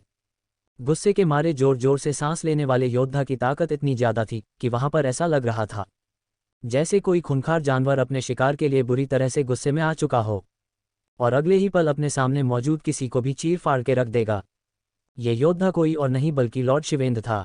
गुस्से के मारे लॉर्ड शिवेंद्र का उसके ऊपर से कंट्रोल छूट गया था, जिस वजह से उसके चारों तरफ की आभा एक भयानक रूप ले लेती है। उसके भयानक आभा सब कुछ तहस नहस करने के लिए चारों तरफ बुरी तरह से फैलना शुरू हो गई थी। गुस्से के मारे लॉर्ड शिवेंद्र जमीन पर अपना एक पैर मारता है, जिस वजह से उसके पैर के नीचे हल्का मिनी धमाका होता है और वहां की जमीन में दरारें दिखाई देने लग जाती हैं। लेकिन अगले ही पल लॉर्ड शिवेंद्र का शरीर वहां से गायब हो चुका था। अगले ही पल आसमान में एक धमाका होता है और चारों तरफ शॉक वेव महसूस की जा सकती थी। जहां पर आसमान में धमाका हुआ था वहां पर एक इंसान हवा में खड़ा दिखाई दे रहा था। उस योद्धा का पहना गया ब्लेजर उस योद्धा के शरीर से निकलने वाली आभा की वजह से हवा में तेज फड़फड़ा रहा था, जिस वजह से उस शांति भरे माहौल में बस उस ब्लेजर के फड़फड़ाने की आवाज़ सुनाई दे रही थी। लॉर्ड शिवेंद्र काफ़ी गुस्सा हो चुके थे और वह उन दोनों योद्धाओं की तरफ देखते हुए अपने गुस्से से भारी भयानक आवाज़ में कहता है, तुम यहाँ पर अपनी मर्जी से आ तो गए हो, लेकिन यहाँ से जिंदा वापस जा नहीं पाओगे। लॉर्ड शिवेंद्र की आवाज़ इतनी भयानक थी कि उसकी आवाज़ वहां पर चारों तरफ गूंज गई थी। अगले ही पल लॉर्ड शिवेंद्र के शरीर से भयानक मात्रा में शक्तियां बाहर निकलने लग जाती है, जिन्हें महसूस कर सामने खड़े दोनों योद्धाओं के चेहरे पर परेशानी नजर आ रही थी। अपने शरीर से शक्तियां बाहर निकालने के बाद लॉर्ड शिवेंद्र अपने सामने हवा में अपना कदम आगे बढ़ाते हैं और अगले ही पल वह वहां से गायब हो जाते हैं। और जब वह नजर आते हैं तो वह उन दोनों योद्धाओं के ठीक सामने नजर आ रहे था। उन दोनों के बीच में आधे मीटर का भी डिस्टेंस नहीं बचा था। वह दोनों योद्धा जब लॉर्ड शिवेंद्र की गुस्से से लाल आंखों को देखते हैं तो उन्हें अपने शरीर पर एक भयानक दबाव महसूस होने लग जाता है। वह दोनों योद्धा समझ गए थे कि भले ही वह लॉर्ड रैंक के योद्धा है, लेकिन वह अभी भी लॉर्ड शिवेंद्र से बहुत ही कमजोर है। लेकिन वह दोनों योद्धा पीछे नहीं हट सकते थे, क्योंकि यह उनके सम्राट का आदेश था। लॉर्ड शिवेंद्र दोनों योद्धाओं के कंधों पर अपने मुखों से हमला कर देता है। वह दोनों योद्धा भी अपनी लॉर्ड रैंक की शक्तियों को बाहर निकालने लग गए थे, लेकिन वह ये भूल गए थे कि उनके सामने कोई छोटा मोटा योद्धा नहीं बल्कि लॉर्ड शिवेंद्र खड़ा है, जिसने पर्पल टावर की ताकतवर योद्धाओं तक को मारकर अपनी शक्ति स्थापित की थी। और वैसे भी एक लॉर्ड रैंक के योद्धा से 10 एम्परर रैंक के योद्धा मिलकर भी मुकाबला नहीं कर सकते थे। और यहाँ तो बात लॉर्ड शिवेंद्र की हो रही थी, जो स्काई स्पिरिट रैंक के फाइनल स्टेज पर थे, जो स्पिरिट लॉर्ड बनने से सिर्फ एक कदम दूर थे, जिस वजह से लॉर्ड शिवेंद्र के दोनों मुके उन दोनों योद्धाओं के कंधे पर जाकर लगता है। और अगले ही पल वह दोनों योद्धा किसी टूटते तारे की तरह जमीन की तरफ बढ़ना शुरू कर देते हैं।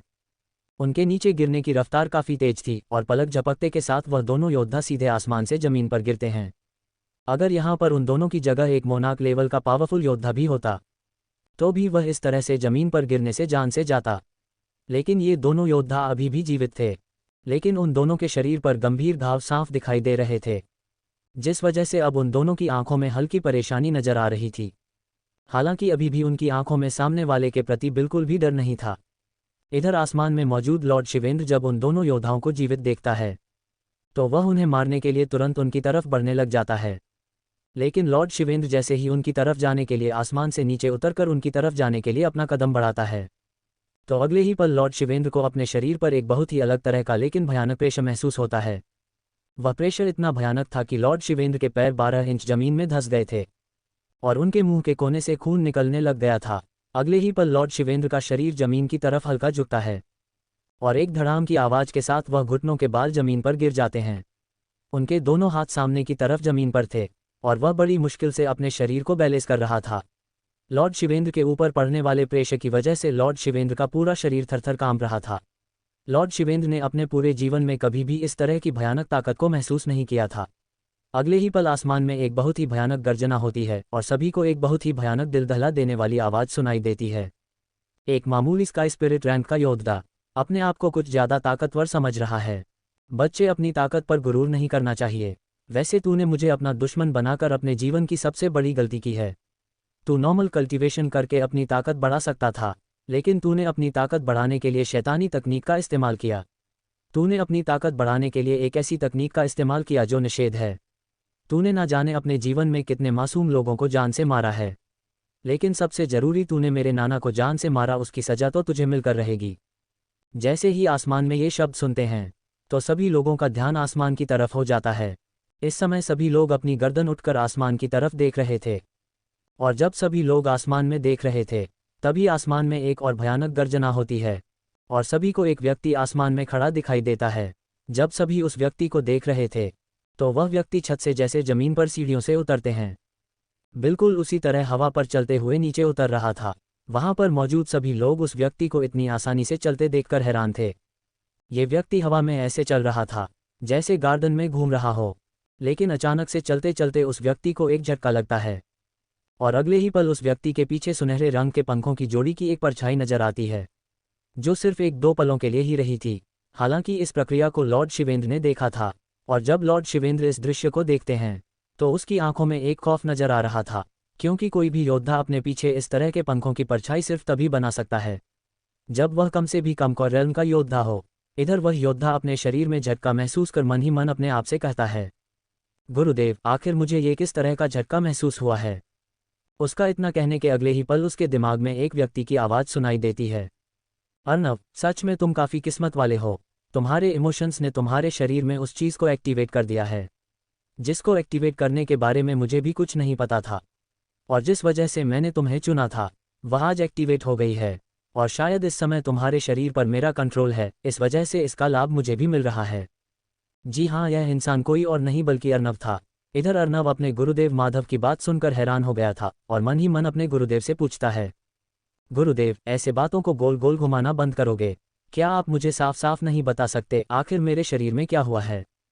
अर्नव की बात खत्म होने के तुरंत बाद अर्नव को अपने मन में हंसते हुए उसके गुरुदेव माधव की आवाज़ सुनाई देती है, लड़के, तुम भी कमाल करते हो। तुम्हारे शरीर में गोल्डन हॉर्ट है जो एक्टिवेट हो चुका है, और यह गोल्डन हॉर्ट कई लाख करोड़ों योद्धाओं में से किसी एक योद्धा के पास होता है। गोल्डन हॉर्ट में अपनी खुद की एक अलग तरह की ताकत होती है, और एक बार जब गोल्डन हॉर्ट एक्टिवेट हो जाता है तो इसे बंद नहीं किया जा सकता। और वैसे भी एक बार गोल्डन हॉर्ट के एक्टिवेट हो जाने के बाद कोई पागल ही होगा जो इसे बंद करने के बारे में सोचेगा। हालांकि अभी के लिए हम युद्ध के मैदान में हैं, इसलिए मैं तुम्हें ज़्यादा कुछ नहीं बता सकता, लेकिन तुम ये जान लो, एक बार इसके एक्टिवेट हो जाने के बाद तुम अपने लेवल्स को जल्दी जल्दी बढ़ा पाओगे। अर्नव, हमारे पास ज़्यादा समय नहीं है, अपने पिता को बचाओ और इन दोनों योद्धाओं को लेकर तुरंत यहाँ से निकलो। अर्नव पहले तो अपने गुरुदेव की बात सुनकर काफ़ी ज़्यादा खुश हो गया था, लेकिन आखिर में जाकर जब वह अपने गुरुदेव की हड़बड़ाहट भरी आवाज़ सुनता है तो वह भी थोड़ा गंभीर हो गया था। उसे भी समझ में आ गया था यहाँ पर जरूर कुछ गड़बड़ है। अर्नव समझ गया था कि उसे सब कुछ जल्द ही करना होगा, इसीलिए अर्नव तुरंत अपनी पहले लेवल की मध्य अवस्था की आत्मिक शक्ति से आसपास देखने लग जाता है। कुछ ही देर में अर्नव अपने पिता की मौजूदगी को महसूस कर लेता है, और जैसे ही अर्नव अपने पिता की मौजूदगी को महसूस करता है तो अर्नव अपनी पूरी रफ्तार से उस तरफ बढ़ जाता है। अर्नव इतनी तेजी से वहां पर गया था कि अर्नव की परछाई अभी भी वहां पर खड़ी दिखाई दे रही थी, जो धीरे धीरे धुंधली हो रही थी। अर्नव की रफ्तार इतनी तेज थी कि ऐसा लग रहा था जैसे एक किरण काफ़ी तेजी से आगे बढ़ रही है। कुछ देर में अर्नव एक गाड़ी के पास पहुंच गया था, जो वहां पर हुए इस भयानक मंजर के बावजूद भी सुरक्षित थी। हालांकि इस गाड़ी की भी हालत खराब थी, लेकिन यह बाकी गाड़ियों की तरह टूटी फूटी नहीं थी। अर्नव जैसे ही गाड़ी के पास जाने वाला होता है तो उसे गाड़ी के चारों तरफ घूमता एक काले रंग का कोहरा दिखता है, जिसे देखकर अर्नव की आंखें छोटी हो जाती हैं। अर्नव तुरंत उस कोहरे को ध्यान से देखने लगता है, और जब वह उस कोहरे की पहचान कर लेता है तो उसके चेहरे पर एक हैरानी नजर आ रही थी, क्योंकि गाड़ी के चारों तरफ घूमता ये काले रंग का कोहरा एक आत्मा कवच था। आत्मा कवच का मतलब होता है एक ऐसा कवच जिसकी सुरक्षा एक बहुत ही ताकतवर आत्मा करती है, और इस तरह के आत्मा कवच को इस्तेमाल सिर्फ वही व्यक्ति कर सकता है जिसको आत्मा कवच की सिद्धि प्राप्त हो। आत्मा कवच में जब वह आत्मा किसी भी चीज़ की रक्षा करती है तो वह अपने आसपास की सभी डार्क फोर्सेस को अपने कंट्रोल में कर लेती है, यहाँ तक कि आसपास मौजूद किसी भी तरह की डार्क एनर्जी को भी अपने कंट्रोल में ले लेती है। फिर वह डार्क फोर्स या फिर डार्क एनर्जी कितनी ही ज़्यादा ताकतवर क्यों ना हो, वह आत्मा कवच की आत्मा अपने आसपास की सारी ब्लैक पावर को निगलने की हिम्मत रखती है। और अगर कोई योद्धा आकर इस आत्मा कवच को तोड़ने की कोशिश करता है तो यह आत्मा चारों तरफ काले रंग का घना कोहरा फैलाकर सब कुछ काले कोहरे में घेर लेती है। और एक बार अगर कोई भी योद्धा इस काले कोहरे में प्रवेश कर जाता है तो उसका जिंदा इस काले कोहरे से बाहर निकलना लगभग नामुमकिन है। क्या गुरुदेव माधव और अर्नव इस काले कोहरे से बच पाएंगे? आखिर किसने अर्नव के पिता की गाड़ी के ऊपर यह आत्मा कवच लगाया? क्या सच में अर्नव का गोल्डन हॉर्ट एक्टिवेट हो गया है? इन सवालों के जवाब जानने के लिए बने रहे हमारे साथ और पढ़ते रहिए। माफिया किंग मुकुट अर्नव। Chapter 116 Oracle Akashvani. अगर कोई योद्धा आकर इस आत्मा कवच को तोड़ने की कोशिश करता है तो यह आत्मा चारों तरफ काले रंग का घना कोहरा फैलाकर सब कुछ काले कोहरे में घेर लेती है। और एक बार अगर कोई भी योद्धा इस काले कोहरे में प्रवेश कर जाता है तो उसका जिंदा इस काले कोहरे से बाहर निकलना लगभग नामुमकिन है। गुरुदेव माधव जब इस आत्मा कवच को देखते हैं तो वह हैरानी के साथ कहते हैं, ये तो एक आत्मा कवच विद्या है। मैंने उम्मीद नहीं की थी कि गुरुदेव के इन गुप्त अघोरी योद्धाओं के पास इस तरह की सिद्धियां भी हैं। अगर यहाँ पर मेरी जगह कोई और होता तो वह पक्का इस काले कोहरे में प्रवेश करने के बाद मर जाता। लेकिन इस आत्मा कवच की आत्मा की इतनी मजाल कि वह मुझे रोके, इस कालदंत को रोके जिसने अंधेरे का सबसे ताकतवर दैत्य बनकर अंधेरे पर राज किया। लगता है इस आत्मा को सम्राट कालदंत के दर्शन करवाने पड़ेंगे। ये सब कहते हुए अपने आप अर्नव की आवाज़ काफ़ी ज़्यादा भारी और अकॉस्टिक हो गई थी, जिस वजह से यह आवाज़ गूंजकर इसकी बेरहमी बता रही थी। इस आवाज़ को सुनकर ऐसा लग रहा था जैसे नरक का कोई खतरनाक शैतान बाहर निकल कर आ गया है। वहीं गुरुदेव माधव इतना कहने के बाद अपने एक हाथ को आगे की तरफ करते हैं, जिस वजह से भारी मात्रा में उनके हाथ से काले रंग का कोहरा निकलने लग जाता है। वह काले रंग का कोहरा इतना घना था कि उस आत्मा का काला कोहरा भी उस कोहरे में समा जाता है।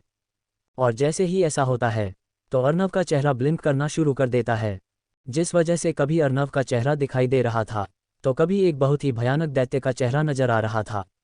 लेकिन जब दैत्य का चेहरा नजर आता था तो उसके मुंह के कोनों से लाल रंग की एक गैस बाहर निकल रही थी, जिस वजह से वहां पर खून की एक बहुत ही भयानक गंध फैल जाती है। और गुरुदेव माधव के हाथ से निकले काले कोहरे की वजह से वहां का माहौल अराजकता का बन जाता है। गुरुदेव माधव के हाथ से निकले काले रंग का कोहरा आसपास के एरिया में चारों तरफ फैल जाता है, जिस वजह से उसके अंदर देखना लगभग नामुमकिन हो गया था। और अगले ही पल उस काले रंग के कोहरे से बहुत जोर जोर से चीखने चिल्लाने की आवाज़ आने लग जाती है। वह आवाज़ इतनी ज़्यादा खौफनाक थी कि किसी की भी रूह कांप जाए। उस काले कोहरे से थोड़ी ही दूरी पर मौजूद सम्राट जयसिंह के वह दोनों अघोरी योद्धा और लॉर्ड शिवेंद्र व मानवेंद्र मौजूद थे। उस काले रंग के कोहरे के अंदर से आती भयानक आवाज़ों को सुनकर उनके शरीर में सिहरन दौड़ गई थी। हालांकि उन चारों ने गुरुदेव माधव की बात भी सुनी थी, और जब वह दोनों अघोरी गुरुदेव माधव की बात सुनते हैं तो दोनों के चेहरे पीले पड़ चुके थे। वह दोनों इस बारे में कुछ सोचते उससे पहले ही उन दोनों अघोरियों में से एक अघोरी के मुंह से तेज खून का फवारा निकलता है, और अगले ही पल वह घुटनों के बल जमीन पर गिर जाता है। उस अघोरी योद्धा के जमीन पर गिरने से एक पल के लिए वहां पर भूकंप से आ गया था, और उस अघोरी योद्धा के 1 फुट की दूरी पर जमीन में दरारें भी आ गई थी। लॉर्ड शिवेंद्र के शरीर पर पड़ने वाला प्रेशर खत्म हो चुका था, इसलिए वह खड़ा हो गया था। अपने साथी को ऐसे जमीन पर गिरता देखकर वह दूसरा अघोरी तुरंत उसके कंधे पर हाथ रखते हुए कहता है, तुम्हें यह क्या हुआ? उस दूसरे अघोरी की आंखों में इस समय खौफ नजर आ रहा था। थोड़ी देर तक ऐसे ही बैठे रहने के बाद वह जमीन पर हाथ रखकर खड़ा होता है और अपने साथी की तरफ देखते हुए कहता है, उस रहस्यमयी इंसान ने मेरी आत्मा कवच विद्या को तोड़ दिया। इससे पता चल रहा है कि उस रहस्यमय योद्धा के पास भी दिव्य शक्तियां व अनेकों प्रकार की सिद्धियां मौजूद है। लेकिन मुझे समझ नहीं आ रहा आखिर पृथ्वी पर इस तरह का ताकतवर योद्धा कहाँ से आया, और यह रहस्यमयी योद्धा कौन है? अपने साथी की बात सुनने के बाद वह दूसरा अघोरी उसकी तरफ देखते हुए गंभीरता से कहता है, तुम चिंता मत करो, मैं अभी पता लगाता हूँ आखिर यह योद्धा कौन है। इतना कहने के बाद वह दूसरा अघोरी तुरंत अपनी आंखें बंद करके अपनी एक रहस्यमयी विद्या से अर्नव की पहचान करने की कोशिश करता है। और जैसे ही वह अपनी आंखें बंद करके काले कोहरे के अंदर अर्नव को देखने की कोशिश करता है तो अगले ही पल उसकी आंखें अचानक से झटके के साथ खुल जाती है, और इस झटके की वजह से वह 2-3 कदम पीछे तक चला जाता है। लेकिन सबसे खतरनाक बात यह हुई थी कि उस अघोरी की दोनों आंखों के कोने से खून बह रहा था। जब उसका साथी अपने साथी की आंखों से खून बहते हुए देखता है तो वह हैरानी के साथ उसे कहता है, क्या हुआ और तुम्हारी आंखों से खून कैसे बह रहा है? अपने साथी की बात सुनने के बाद वह अघोरी अपने साथी की तरफ देखता है, जिसकी आंखों में इस समय एक अलग ही लेवल का डर नजर आ रहा था। वह अघोरी योद्धा अपनी कांपती आवाज में दूसरे अघोरी को बताते हुए कहता है, सामने मौजूद काले कोहरे में मौजूद व्यक्ति कोई और नहीं बल्कि ब्रह्मांड की एक महान महाशक्ति सम्राट कालदैत्य हैं। वह महान महाशक्ति सम्राट कालदैत्य जिनका वर्णन पौराणिक महापुराणों में किया गया है। अपने साथी की बात सुनने के बाद दूसरे व्यक्ति के चेहरे पर भी एक खौफ नजर आ रहा था। वह भी अपनी कांपती आवाज में कहता है, क्या कहा? मतलब सामने मौजूद वह रहस्यमयी योद्धा पौराणिक महापुराणों का सम्राट कालदैत्य हैं। लेकिन सम्राट कालदैत्य तो 9 महान महाशक्तियों में से एक है, वह यहाँ क्या कर रहे हैं? अपने साथी की बात सुनने के बाद वह अघोरी योद्धा अपने साथी की तरफ देखता है और अचानक से उसका दिमाग सुन्न हो जाता है, और अगले ही पल ऐसा लगता है जैसे वह अघोरी योद्धा अपने आपे में नहीं है, जिस वजह से अगले ही पल वहां पर काले घने बादल छा जाते हैं और उनके अंदर से बिजलियों की तेज गड़गड़ाहट सुनाई देने लग जाती है। इन बिजलियों की गड़गड़ाहट को सुनकर ऐसा लग रहा था जैसे आज ये यहाँ पर कहर बरपा कर मानेगी। अगले ही पल वह अघोरी योद्धा अपनी आवाज में बिना किसी इमोशन के अपने साथी की बात का जवाब देते हुए कहता है, हाँ, काले कोहरे के अंदर मौजूद व्यक्ति पौराणिक महान महासम्राट कालदैत्य हैं। ये वही है जिनको अंधेरे का भगवान कहा जाता है। हालांकि यह अभी काफी कमजोर है, क्योंकि यह उनका पुनर्जन्म है और इनके अस्तित्व की वजह से ब्रह्मांड के 8 और पौराणिक महान महासम्राट भी जन्म ले चुके हैं।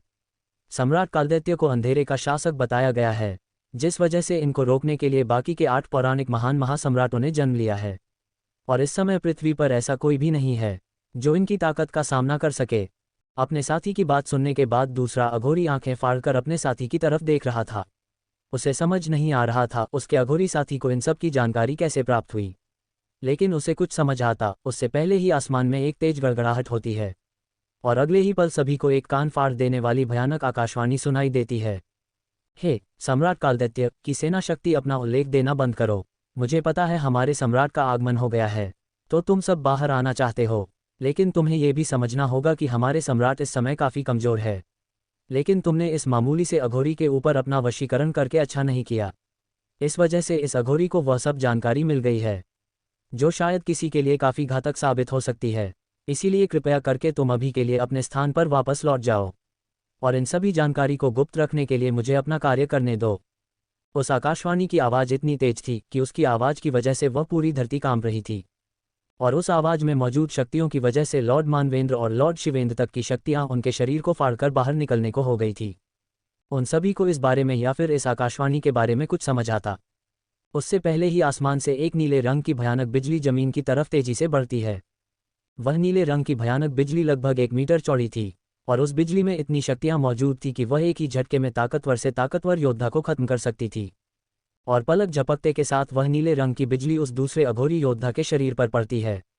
वह अघोरी योद्धा अपनी कॉन्शियसनेस में नहीं था और वह उस बिजली की शक्तियों को सहन नहीं कर पाया, जिस वजह से अगले ही पल वह अघोरी योद्धा चिथड़ों में फट जाता है, जिस वजह से उस अघोरी योद्धा के अंदरूनी अंग इधर उधर फैल जाते हैं। और वह दूसरा अघोरी योद्धा जो उस अघोरी योद्धा के बगल में खड़ा था, वह उस बिजली के झटके की वजह से लगभग 1000 मीटर दूर जाकर गिरता है और उसके ज़मीन पर गिरने की वजह से आसपास के 10 किलोमीटर की ज़मीन में दोबारा से भूकंप आ जाता है और वहां पर लगभग 1-2 मीटर गहरा गड्ढा बन जाता है, जिसमें वह दूसरा अघोरी योद्धा पड़ा हुआ था। और उस दूसरे अघोरी योद्धा की हालत इतनी ज़्यादा खराब थी कि उसको देखकर ऐसा लग रहा था जैसे किसी भी पल वह मौत को प्यारा हो जाएगा। उसके कपड़े चिथड़ों में फट गए थे और उसके शरीर पर गहरे घाव नजर आ रहे थे। लेकिन सबसे हैरान कर देने वाली बात उस अघोरी योद्धा को ये लगी थी कि उसके गले में मौजूद रुद्राक्ष की माला में से एक रुद्राक्ष राख में बदल गया था, जिसे देखकर उसकी आंखों में अब एक भयानक खौफ नजर आ रहा था। वह अघोरी योद्धा ये देखकर मन ही मन कहता है, ऐसा कैसे हो सकता है, कोई भी ताकत इस पवित्र रुद्राक्ष को कैसे राख में बदल सकती है। लेकिन आज कैलाश के इस पवित्र रुद्राक्ष ने मेरी जान को बचाया है। इस पवित्र रुद्राक्ष ने इस ताकत की 90% शक्तियों को अपने ऊपर सहन किया है। मतलब मेरी यह हालत उस ताकत की सिर्फ 10% शक्ति की वजह से हुई है। मैं सोच भी नहीं सकता अगर इस ताकत के 100% झटका मेरे शरीर पर पड़ता तो मेरे शरीर का नामो निशान भी नहीं बचता और शायद मैं भी इस पवित्र रुद्राक्ष की तरह राख में बदल जाता। अपनी यह बात कहते हुए उस अघोरी योद्धा की आवाज़ ऐसे कांप रही थी जैसे उसके सामने उसकी मौत खड़ी हो, और जैसे इस दूसरे अघोरी योद्धा की यह हालत थी उसी तरह लॉर्ड मानवेंद्र और लॉर्ड शिवेंद्र की भी बिल्कुल यही हालत थी। लॉर्ड मानवेंद्र का तो आधा शरीर जल चुका था, जिस वजह से उनके आधे शरीर के अंदर से बुरी तरह से खून निकल रहा था और दर्द की वजह से वह वही बेहोश हो गए थे। वही लॉर्ड शिवेंद्र के मुंह से बुरी तरह से खून निकल रहा था और उनके शरीर पर भी गहरे घाव नजर आ रहे थे जिनसे काफ़ी मात्रा में खून निकल रहा था। हालांकि इस समय लॉर्ड शिवेंद्र की आंखों में भी खौफ नजर आ रहा था, लेकिन लॉर्ड शिवेंद्र पूरी हिम्मत करते हुए अपने दाएं हाथ को उठाकर अपने सीने पर रखकर वह महसूस करने की कोशिश कर रहा था, जिस वजह से वह अपने आप को लगभग अमर मानता था। और वह चीज़ थी उसके द्वारा उसके गले में पहनी गई वह प्लेटिनम की चैन। भले ही उस चैन को सभी लोग प्लेटिनम की चैन कहते थे, लेकिन लॉर्ड शिवेंद्र को मालूम था कि वह चैन कोई प्लेटिनम की चैन नहीं थी, बल्कि उसके ऊपर प्लेटिनम की कोटिंग की गई थी। वह चैन लॉर्ड शिवेंद्र को उसके गुरुदेव चंद्रेश चौहान से मिली थी। उसके गुरुदेव चंद्रेश चौहान ने उसे बताया था कि यह चैन पृथ्वी के बाहर के किसी अजीब धातु से बनी हुई है और यह चैन इसके पहनने वाले धारक के ऊपर होने वाले सभी हमले को अपने अंदर समाहित कर लेती है और ताकतवर से ताकतवर हमले से इस योद्धा को बचाकर रखती है। लेकिन आज वही चैन उसको इस खतरनाक हमले से बचाने के लिए राख में बदल गई थी, और उसके बावजूद भी वह इतना ज़्यादा घायल हो गया था। वही उस अघोरी योद्धा को जान से मारने के बाद दोबारा से बिजली की गड़गड़ाहट के साथ वह आकाशवाणी सुनाई देती है। आशा करता हूँ सम्राट, आप दोबारा से उतने ही ताकतवर हो जाओ जितने आप पहले थे, और दोबारा से अपने इस अधीनस्थ की वफादारी स्वीकार करो। हालांकि मैं आपके कारनामों को देखना चाहता था, लेकिन अभी के लिए मुझे जाने की आज्ञा दें। इतना कहने के अगले ही पल एक बिजली की गड़गड़ाहट के साथ पूरा आसमान साफ हो जाता है। वही उस काले कोहरे के अंदर से कुछ टूटने की आवाज़ जोर जोर से आनी शुरू हो जाती है, और कुछ देर में वहां पर सब कुछ शांत हो जाता है, और थोड़ी ही देर में वहां से वह काला कोहरा भी हट जाता है। उस काले कोहरे के वहां से हट जाने के बाद वहां पर एक जवान लड़का एक इंसान के शरीर को अपनी गोदी में उठाए दिखाई देता है। उस लड़के की आंखें इस समय किसी भयानक शैतान की तरह हल्के लाल रंग में चमक रही थी। वह योद्धा अपना एक कदम बढ़ाता है और अगले ही पल उस दूसरे अघोरी योद्धा के पास पहुंच जाता है, जो इस समय तक बिल्कुल बेहोश हो चुका था। गुरुदेव माधव उस अघोरी योद्धा के हाथ में एक कागज का टुकड़ा रखकर ऊपर आसमान की तरफ देखते हैं और फिर अपना एक कदम हवा में ऊपर आगे बढ़ते हैं, और फिर अगले ही पल गुरुदेव माधव आसमान में एक निश्चित ऊंचाई पर दिखाई देते हैं, जो अगले ही पल बादलों में कहीं गायब हो जाते हैं। और जब वह दिखाई देता है तो अलास्का के एक प्राइवेट एयरपोर्ट पर दिखाई देता है, जहां पर तकरीबन 5 मिनट तक इंतजार करने के बाद वहां पर एक ब्लैक और रेड रंग का एक सुपरसोनिक स्पीड जेट लैंड करता है। इस प्राइवेट जेट के ऊपर किसी भी तरह का कोई भी लोगो नहीं लगा हुआ था। बस इसके लैंड करने के तुरंत बाद इसके साइड में एक गोल्डन रंग की लाइट ब्लिंक करती है, जिस पर नारंग लिखा हुआ था।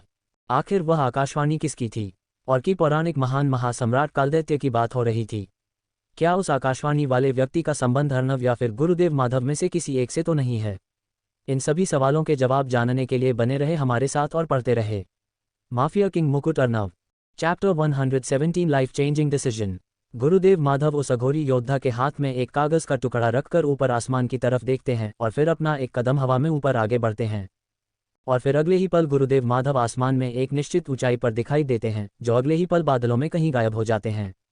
और जब वह दिखाई देता है तो अलास्का के एक प्राइवेट एयरपोर्ट पर दिखाई देता है, जहां पर तकरीबन 5 मिनट तक इंतजार करने के बाद वहां पर एक ब्लैक और रेड रंग का एक सुपरसोनिक स्पीड जेट लैंड करता है। इस प्राइवेट जेट के ऊपर किसी भी तरह का कोई भी लोगो नहीं लगा हुआ था। बस इसके लैंड करने के तुरंत बाद इसके साइड में एक गोल्डन रंग की लाइट ब्लिंक करती है, जिस पर नारंग लिखा हुआ था, जिससे साफ पता चल रहा था कि यह सुपरसोनिक प्राइवेट जेट नारंग परिवार का था। इस प्राइवेट जेट को चलाने के लिए एक हाईली ट्रेन्ड पायलट की जरूरत थी, और नारंग परिवार इस तरह के प्राइवेट जेट को चलाने के लिए इंडियन एयरफोर्स से रिटायर हुए ऑफिसर्स को रखते थे। उस प्राइवेट जेट के लैंड होने के बाद उसके अंदर से एक 50 वर्ष का इंसान नीचे उतरता है, जिसको देखकर साफ पता चल रहा था कि उसने कभी ना कभी आर्मी में सर्वे किया है। अर्णव जब उस व्यक्ति को देखता है तो वह एक गहरी सांस लेता है और फिर उस 50 साल के व्यक्ति को सैल्यूट करता है।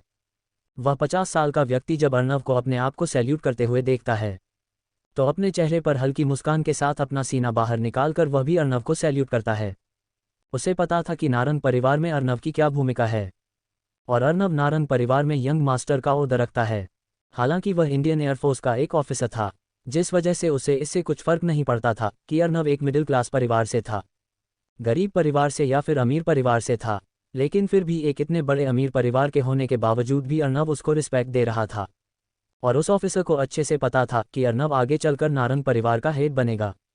इसीलिए उस ऑफिसर का भी अर्णव को सैल्यूट करना नॉर्मल था। उस ऑफिसर को सैल्यूट करने के बाद अर्णव अपने पिता को वापस अपनी गोदी में उठाता है और प्राइवेट जेट में चला जाता है।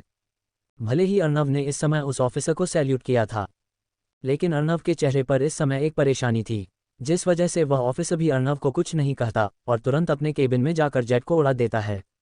जेट रनवे पर काफ़ी कम दूरी तय करता है और पलक झपकते के साथ बादलों में कहीं गायब हो जाता है। कुछ देर में वह सुपरसोनिक प्राइवेट जेट अपनी 3 मच की टॉप स्पीड पर पहुंच जाता है।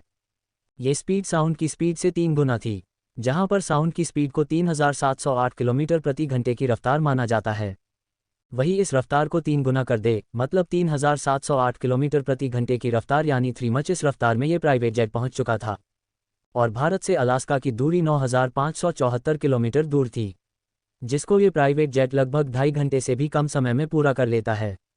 दिल्ली में इंदिरा गांधी इंटरनेशनल एयरपोर्ट पर नारंग परिवार की 30 गाड़ियों का काफिला उनका इंतजार कर रहा था।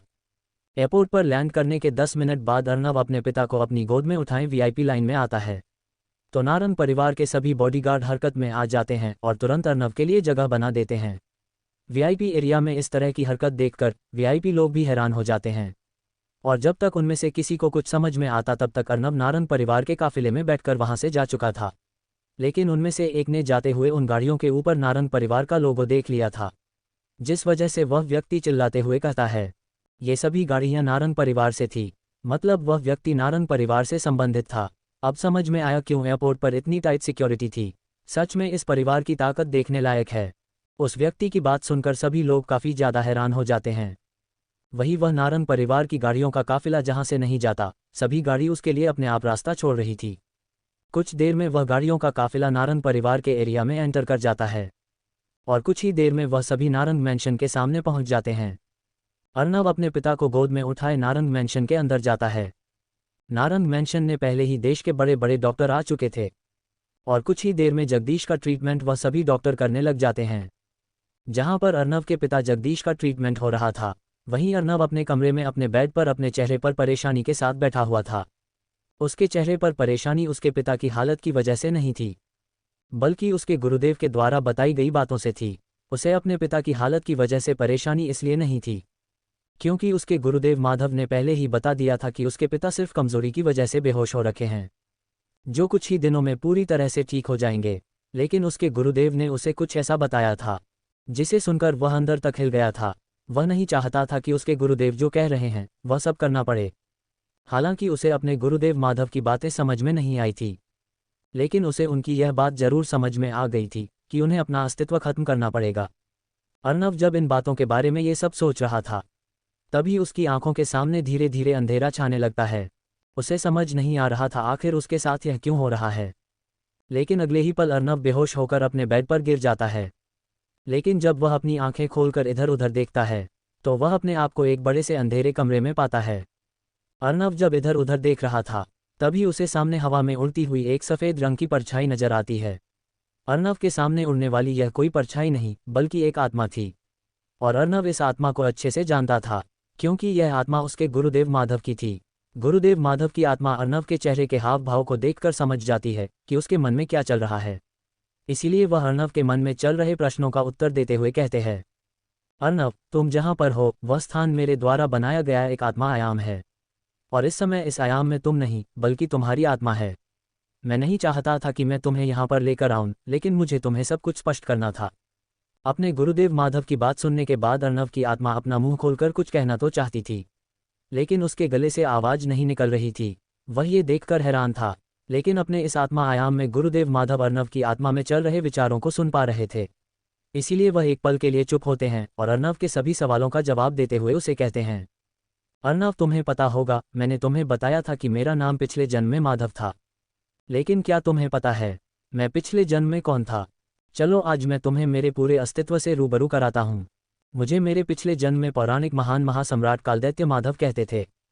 मुझे पिछले जन्म में पौराणिक महान महासम्राट कालदैत्य की विरासत प्राप्त हुई थी, जिस वजह से मैं सम्राट कालदैत्य बना, और मेरा दोबारा से जन्म कालदैत्य बनने के लिए ही हुआ है। और मैं इतने सालों से ब्रह्मांड पर राज करते करते थक गया हूँ, इसलिए मैं चाहता हूँ कि एक नया सम्राट कालदैत्य सामने आए। वैसे भी अब तुम्हारा सुनहरा दिल मेरी आत्मा के अस्तित्व को धीरे धीरे करके खत्म कर रहा है। मेरी आत्मा का अस्तित्व खत्म हो, इससे अच्छा तो यही होगा कि तुम मेरी विरासत को हासिल कर लो, ताकि मैं हमेशा हमेशा के लिए तुम्हारे शरीर में अमर हो जाऊं। और एक गुरु होने के नाते मैं यही चाहूँगा कि तुम मेरी बातों को मानो और अपने इस गुरु का नाम पूरे ब्रह्मांड में अमर कर दो। और वैसे भी एक गुरु के लिए सम्मान की बात तो यही होती है।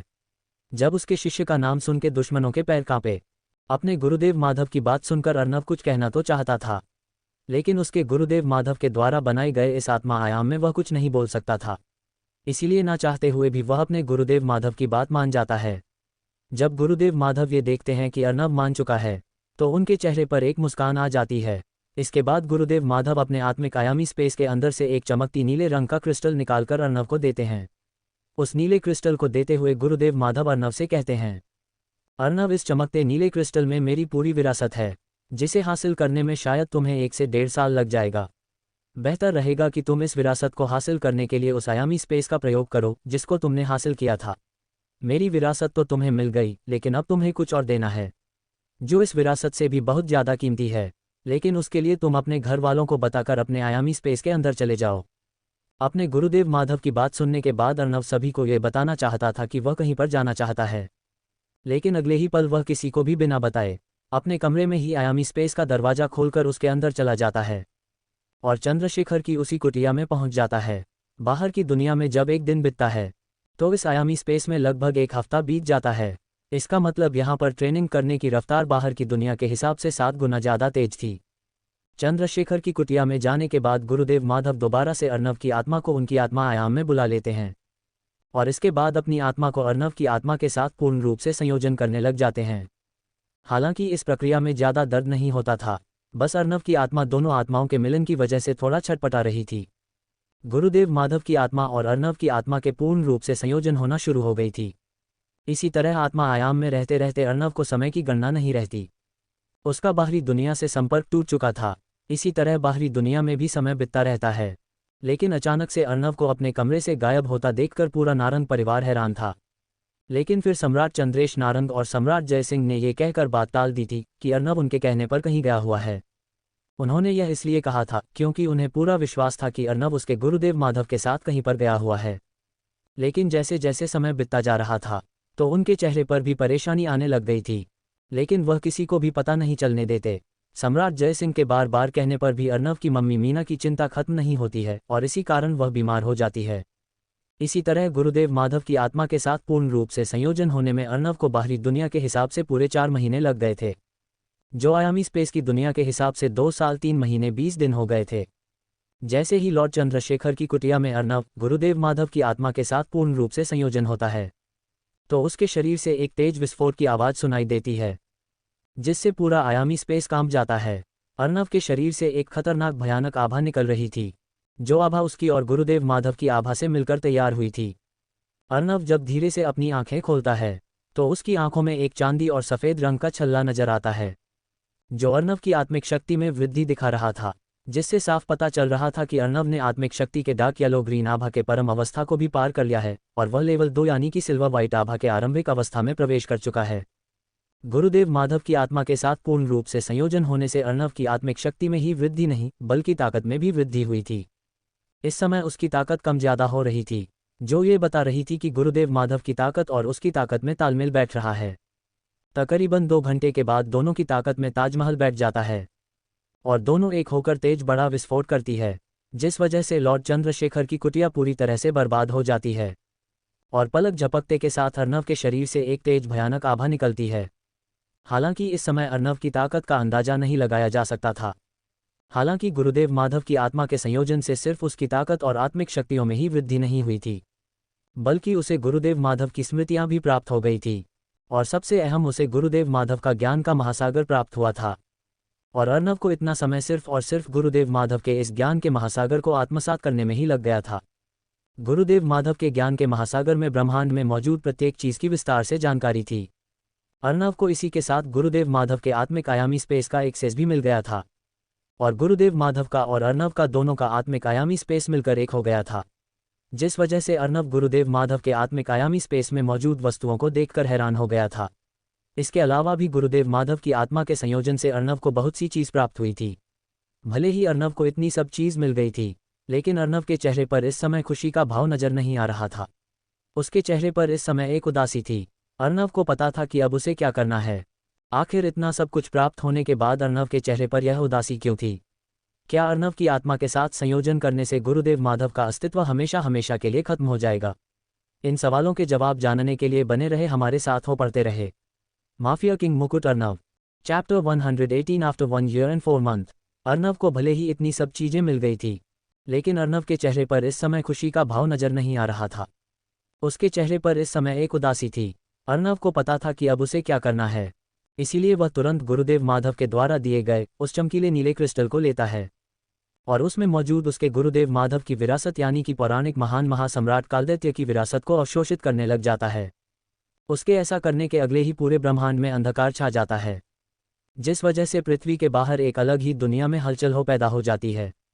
भले ही वहाँ के लोगों को ज़्यादा कुछ नहीं पता था, लेकिन इस दुनिया पर राज करने वाले बड़े बड़े सम्राट जरूर समझ गए थे कि जरूरी किसी भयानक अस्तित्व का आगमन हो चुका है। लेकिन जितनी तेजी से अंधकार छाया था, उतनी ही तेजी से वह अंधकार गायब होता है और वहां पर एक बहुत बड़ी भयानक काले रंग की कब्र दिखाई देती है, जो लगभग इस समय पूरे ब्रह्मांड में दिखाई दे रही थी। इस बड़ी सी कब्र को देखकर डिवाइन रिलम के ताकतवर से ताकतवर योद्धा में हलचल मच गई थी। लेकिन अगले ही पल वह बड़ी भयानक कब्र सामने के शून्य को किसी कपड़े की तरह फाड़ते हुए उसमें गायब हो जाती है। और जिसकी वजह से यह घटना घटी थी, वह अभी भी आयामी स्पेस के अंदर बैठा पौराणिक महान महासम्राट कालदैत्य की विरासत को हासिल कर रहा था। हालांकि गुरुदेव माधव ने कहा था कि अर्णव को इस विरासत को हासिल करने में 1 से 1.5 साल लगेगा, लेकिन आयामी स्पेस की दुनिया के हिसाब से अर्णव को इस विरासत को हासिल करने में पूरे 7 साल लग गए थे, जो बाहरी दुनिया के हिसाब से पूरा 1 साल था। इतने समय से लगातार आयामी स्पेस में रहने की वजह से अर्णव के शरीर पर भी समय का असर दिखाई दे रहा था। उसके पूरे चेहरे पर दाढ़ी आ चुकी थी, जो लगभग 3 से 4 इंच बड़ी थी। उसके बालों की तो पूछो ही मत, उसके बाल तो किसी साधु की तरह लंबी जटाओं में बदल गए थे, जो लगभग उसकी पूरी पीठ पर फैले हुए थे। अर्णव ध्यान मुद्रा में बैठा सच में इस समय कोई साधु संत लग रहा था, लेकिन लगातार इतने समय से बिना कुछ खाए पिए रहने की वजह से उसका शरीर हल्का पतला हो गया था। लेकिन उसके चारों तरफ घनी आत्मिक शक्ति रहती थी, जिस वजह से उसके शरीर पर ज्यादा प्रभाव नहीं पड़ा था। अगर कोई बिल्कुल ध्यान से देखे तो ही अर्णव के शरीर का पतलापन वह महसूस कर सकता था। सम्राट कालदैत्य की विरासत हासिल करने के बाद अर्णव धीरे से अपनी आंखें खोलता है, जिनके अंदर एक भयानक खतरनाक चमक नजर आ रही थी। सम्राट कालदैत्य की विरासत हासिल करने के बाद अर्णव के व्यवहार और स्वभाव में भी थोड़ा बदलाव आया था। अर्णव की आंखें एकदम शांत थी, लेकिन उनमें खतरनाक चमक थी, और इतने कम समय में अर्णव की ताकत में एक बहुत बहुत बड़ा उछाल आया था। अर्णव स्पिरिट रेलम की स्पिरिट लॉर्ड रैंक का योद्धा बन गया था, और यह वही रैंक है जिसमें असल मायने में एक योद्धा को लॉर्ड बोला जाता है। लेकिन अर्णव अपनी शक्तियों को धीरे धीरे करके काम करने लग जाता है। अर्णव को पता था भले ही उसकी ताकत में एक बहुत बड़ा उछाल आया है, लेकिन उसकी यह ताकत अभी संतुलित नहीं है। हालांकि वह अपनी इस ताकत का इस्तेमाल कर सकता था, लेकिन अभी ताकत असंतुलित होने की वजह से उसके शरीर पर इसका दुष्प्रभाव पड़ सकता था। अर्णव को अपने गुरुदेव माधव का ज्ञान प्राप्त हुआ था, इसीलिए अर्णव अपनी हालत के बारे में अच्छे से जानता था, और इसी कारण वह धीरे से अपनी आवाज में बिना किसी इमोशन के अपने आप से ही कहता है, मेरी ताकत में इस समय एक बहुत बड़ा उछाल आया है, और मेरे पास आत्मिक शक्तियां भी मेरी ताकत की तुलना से कहीं अधिक है। लेकिन मेरी यह बढ़ी हुई ताकत असंतुलित है, और इसको स्टेबल करने के लिए मुझे कम से भी कम 4 से 5 साल लग जाएंगे। अगर मैं किसी तरह से पावर स्टेबल क्रिस्टल हासिल कर लेता हूँ, तो मैं 1 साल के अंदर ही अपनी ताकत को संतुलित कर सकता हूँ। लेकिन मुझे पृथ्वी ग्रह पर पावर स्टेबल क्रिस्टल कहाँ मिलेंगे? और अगर मुझे पावर स्टेबल क्रिस्टल चाहिए तो उसके लिए मुझे सोलर सिस्टम बैरियर को तोड़ना होगा। लेकिन अगर सोलर सिस्टम बैरियर टूट गया तो ना चाहते हुए भी सभी को हमारे सोलर सिस्टम और पृथ्वी की जानकारी मिल सकती है। और अगर एक बार ऐसा हो गया तो गैलेक्सी किंग इस पर भी अपना अधिकार स्थापित करने की कोशिश करेगा।